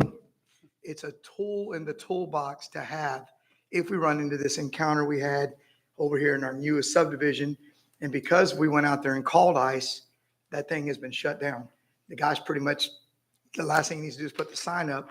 We don't know what he was doing there. There could have been victims in there that were being assaulted, raped, you name it, being used for entertainment type deal.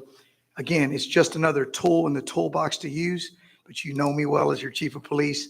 We don't use a tool unless we need to use it. I think you know me very well about that.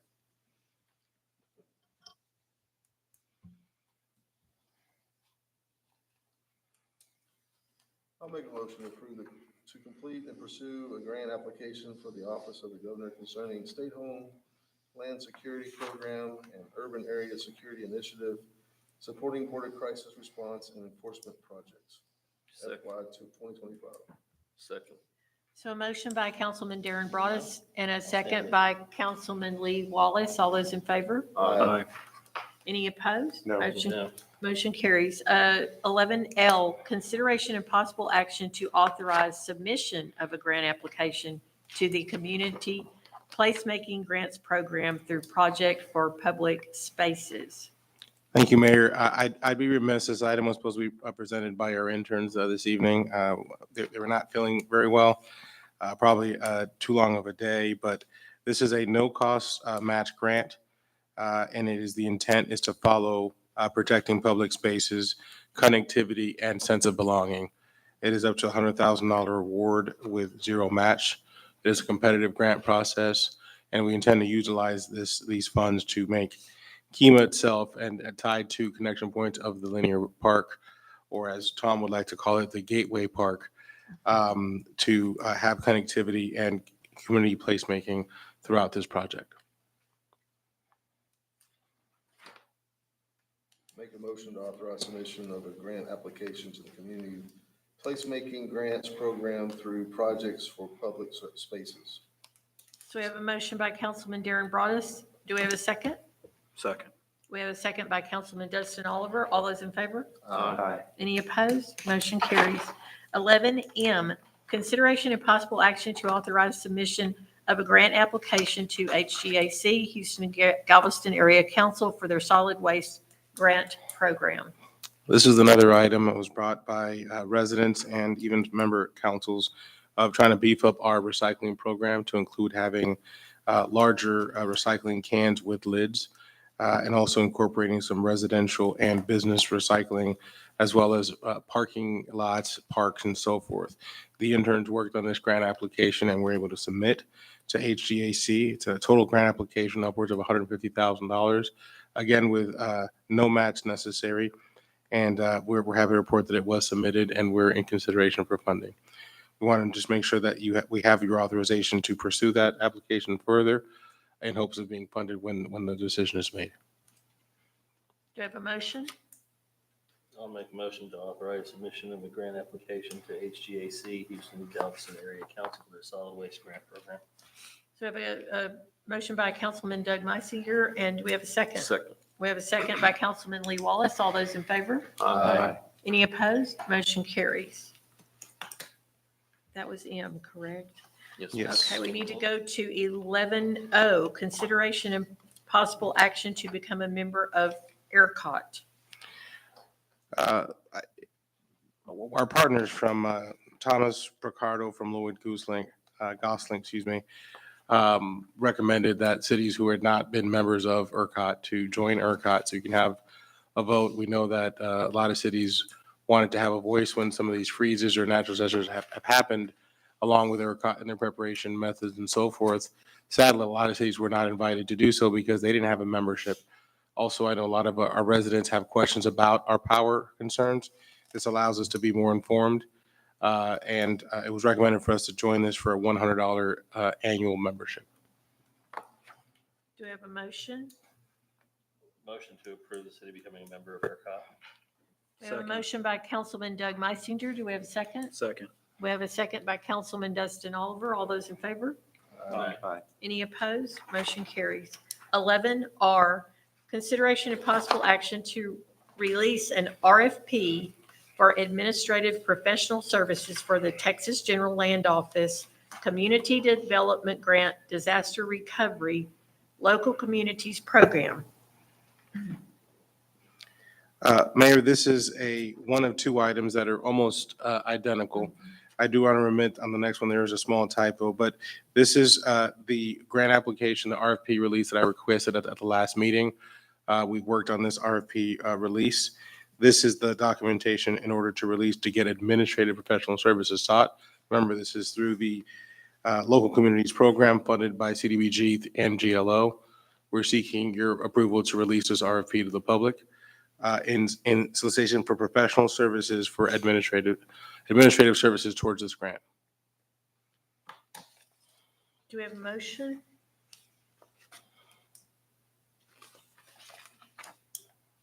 Make a motion to release an RFP for administrative professional services for the Texas General Land Office Community Development Grant Disaster Recovery Local Communities Program. So we have a motion by Councilman Darren Broadus, a second by Councilman Lee Wallace. All those in favor? Aye. Any opposed? Motion carries. 11S is the other half of this, consideration and possible action to release an RFP for administrative professional services for the Texas General Land Office Community Development Grant Disaster Recovery Local Communities Program.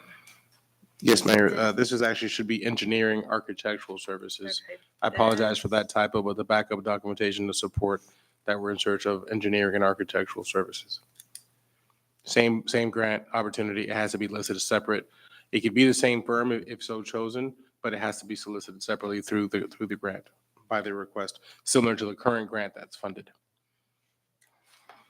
I'll make the motion to release an RFP for administrative professional services for the Texas General Land Office, GLO Community Development Grant Disaster Recovery, CDBG-DR, Local Communities Program, LCP. We need to amend that. Put engineering and architect. Yeah. Just, I would amend it to say engineering architectural services. You want to amend that? You want to amend it for engineering services? Engineering. Instead of engineering administrative professional and- fees, it needs to be Where did I leave it out? engineering and architectural services. Which one, which part was it? Instead of administrative engineering. Oh, instead of administrative professional? Yes, sir. It needs to say engineering. and Engineering, architectural okay. services. Engineering and architectural. So you want me to read that whole thing again? Okay. Make a motion to release an RFP for engineering and professional, architectural professional services for the Texas General Land Office Community Development Grant Disaster Recovery Local Communities Program. Perfect, second. We have a motion by Councilman Lee Wallace, a second by Councilman Doug Meisinger. All those in favor? Aye. Any opposed? Motion carries. We are now on 11T, consideration and possible action to approve Resolution 2025-38, scofflaw program with Linebarger. A resolution authorizing the city administrator to sign an interlocal governmental agreement by and between the city of Kemah and the Texas Department of Motor Vehicles relating to the motor vehicle registration refusal pursuant to section 702.003 of the Texas Transportation Code. This one is, I want to make sure that it's very clear. It's not the Omni Law. The Omni Law is the one that does not allow a person to renew their license. What we're pursuing here is a scofflaw program that is, would be administered by Linebarger for us. This is the entire resolution and agreement to do that. What the scofflaw says is that person that has an outstanding warrant would not be allowed to renew their vehicle registration until that warrant was taken care of. We would need some collaboration within the county to do this. We are seeking that collaboration, but we're ready to be pioneers throughout the county in hopes that we can get this thing moving forward.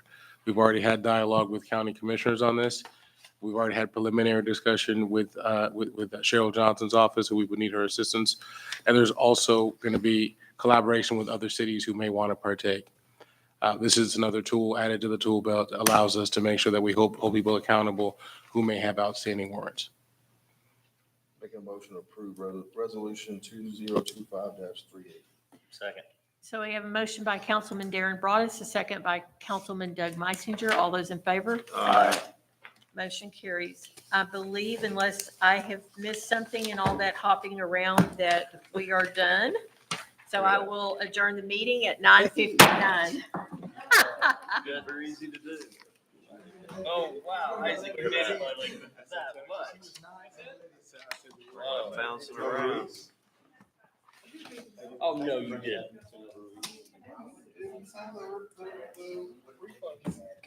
There was refund, there was something in there.